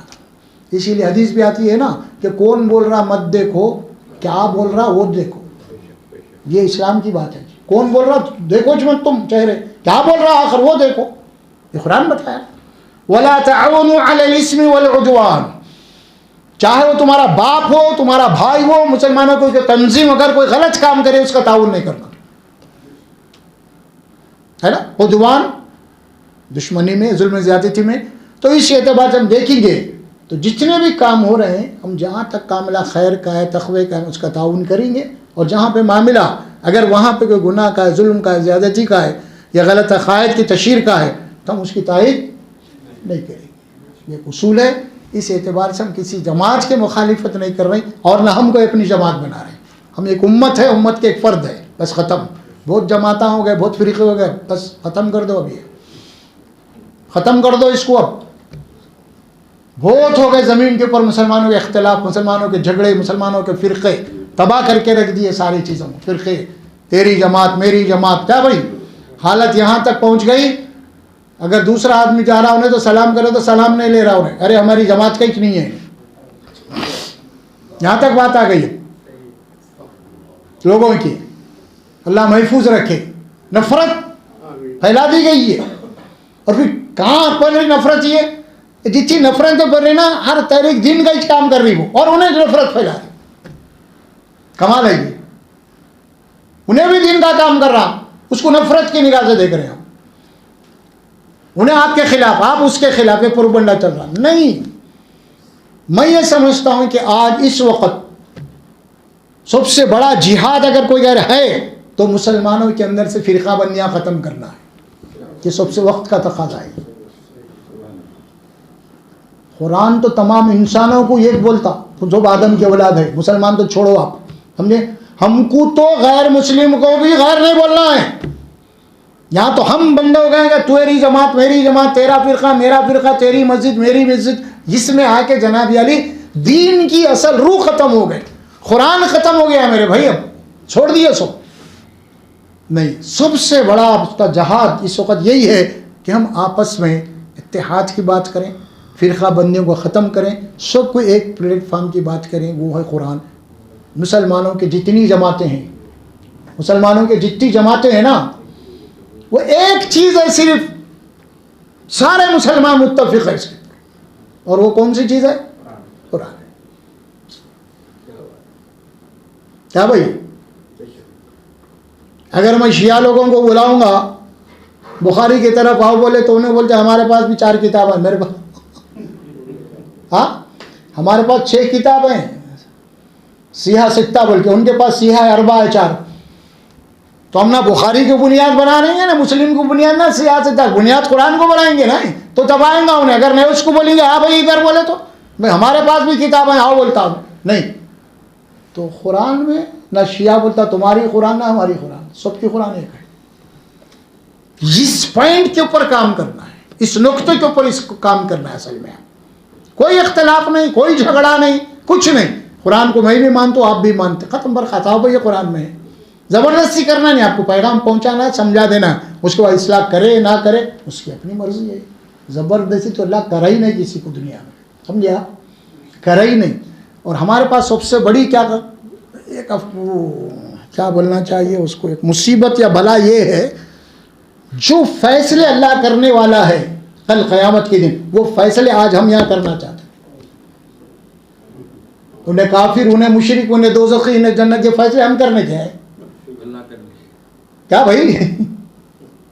ہے ہی نہیں یہ کرنے کے. یہ فیصلے تو اللہ بول رہے ہیں آؤ ہمارے پاس ہوں یہ فیصلے. تم نہیں، کسی کی مغفرت کے متعلق بھی تم نہیں کر سکتے، کسی کی کفر کے متعلق تم نہیں بول سکتے. آپ یہ کافر ہے نہیں بول سکتے، آپ یہ مشرک ہے نہیں بول سکتے، آپ یہ جنتی ہے نہیں بول سکتے، آپ یہ دوزخی ہے نہیں بول سکتے. آپ ہاں اللہ منع کر دیا قرآن میں، رسول کو روک دیے. بھائی اے رسول آپ کے لیے اس میں کوئی اختیار ہی نہیں ہے کہ آپ آخرت کے معاملے میں کوئی اس کی بخشش ہوں گی نہیں گی. آپ کو کیا تعلق ہے اس کا؟ آپ کا کام پیغام پہنچانا، آپ کریے اپنا کام. ہدایت دینا نہیں دینا یہ سب ہمارا معاملہ ہے. تو اس معاملے میں بھی ہم کو جناب علی کسی پہ نکتہ چینی کرنے کا حق نہیں ہے. میں یہ بات اسی لیے تفصیل سے کروں، وقت زیادہ بھی ہو رہا، تاکہ یہ بات آ جائے کہ ہمارے اندر سب سے پہلے وہ جو ہم فیصلے کر رہے ہیں، انہیں گمراہ ہے، انہیں فلاح ہے، انہیں وہ ہے، انہیں یہ ہے. کتنی باتیں بول رہا ہوں آپ کو وہیں، تقریباً ہمارے پاس یہ ہے. اس سے ہم کو بچنا چاہیے، اس سے بچنا چاہیے. وہ رو میں امت کو اس وقت آنا ہے ایک پلیٹ فارم پہ، تو اختلافی مسائل کو ختم کر کے صرف قرآن کو پکڑو، سب ہو جائے گا. میری کتاب تیری کتاب، میرے مفتی میرے حضرت، میرا مسلک تیرا مسلک، ختم، بھی امت برخاست. ہے ہی نہیں یہ بات. ایک ہی بات ہے، وَاعْتَصِمُوا بِحَبْلِ اللَّهِ جَمِيعًا وَلَا تَفَرَّقُوا. تم سب مل کر قرآن کو مضبوط پکڑو جو اللہ کی رسی ہے، اللہ کا سہارا ہے یہ. ولا تفرقوا، فرقہ مت بناؤ. ہم وہی کر رہے ہیں، قرآن جس سے روکا وہی کر رہے ہیں ہم. تیرا فرقہ میرا فرقہ، یہی ہو رہا آج. اچھا آپ دیکھیے کہ یہ دور صحابہ کے اندر جو مسلمانوں کا حاکم جو امیر ہوتا تھا اس کو کیا بولتے تھے؟ امیر یا پھر خلیفۃ المسلمین. آج جتنے جماعت کے لوگ ہیں کیا ان کو بول سکتے ہیں آپ امیر المومنین؟ کیا بھائی کیا صاحب، ایک نئی بدعت پیدا ہو گئی اب یہ. ارے جو لفظ صحابہ کے دور میں نہیں تھا، خلفائے راشدین کے دور میں نہیں تھا، تبع تابعین کے دور میں نہیں تھا، وہاں پہ تو امیر المومنین تھا، خلیفۃ المسلمین تھا. اب کیا ہوگا؟ امیر جماعت. کتنے ہو گئے اب؟ تیرا امیر میرا امیر. کہاں سے آ گیا بھائی یہ؟ لائے کہاں سے یہ؟ غیر شعوری طور پہ فرقہ بندی ہو رہی ہے، غیر شعوری طور پہ. سمجھ میں آ رہا؟ انہیں ان کا امیر کہتے ہیں. ارے امیر کہاں سے ہوتا تھا؟ امیر المومنین ہوتا. انہیں کوئی جماعت امات کا امیر نہیں ہوتا. امیر ہے تو امیر المسلمین ہوتا ہے یا خلیفۃ المسلمین ہوتا ہے. آپ اٹھا کے پورے حدیث سے ٹٹولیے، پوری تاریخ دیکھیے، آپ کہیں ہے امیر جماعت بول کے آپ لاؤ. ہاں یہ الگ بات ہے کہ کوئی سفر پہ جاتے یا کوئی آپ جناب علی کوئی جنگی محاذ پہ بھیجتے تو آپ امیر بنا کے بھیجتے تھے، وہ الگ تعلق ہے اس کا، سمجھے. لیکن یہاں ہو رہا کیا؟ اب کما لیے یہاں پہ، اب واہ یہاں تک امیر المومنین بولے تو اب دوسرا انہیں گیا. کیا مطلب ہے اس کا؟ مطلب یہی ہے ہماری جماعت کا جو ہے اب وہی نجات پائیں گا، دوسرا نہیں ہے. تو یہ نہیں ہے میرے بھائی. غیر شعوری طور پہ ہم بہت اختلافات میں جناب علی کھو رہے ہیں. تو مجھے اور آپ کو چاہیے کہ اختلافات کو ختم کر دیں. اس سے نفرتیں پھیلتی ہیں. اس سے غلطی ہے، ٹھیک ہے، کوئی غلط تشریح کر رہا اس کی اصلاح کیجیے آپ، لیکن اس کو یہ مت بولیے کہ جناب علی انہیں خارج ہے. انہیں نہیں، یہ محنت کرنا اس وقت ضروری ہے. اس وقت اللہ سے میں دعا کرتا ہوں اللہ سبحانہ و تعالیٰ مجھے اور آپ کو بولنے اور سننے سے عمل کی توفیق عطا فرمائے. بارک اللہ لی ولکم فی القرآن العظیم ونفعنا وإیاکم بالآیات وذکر الحکیم.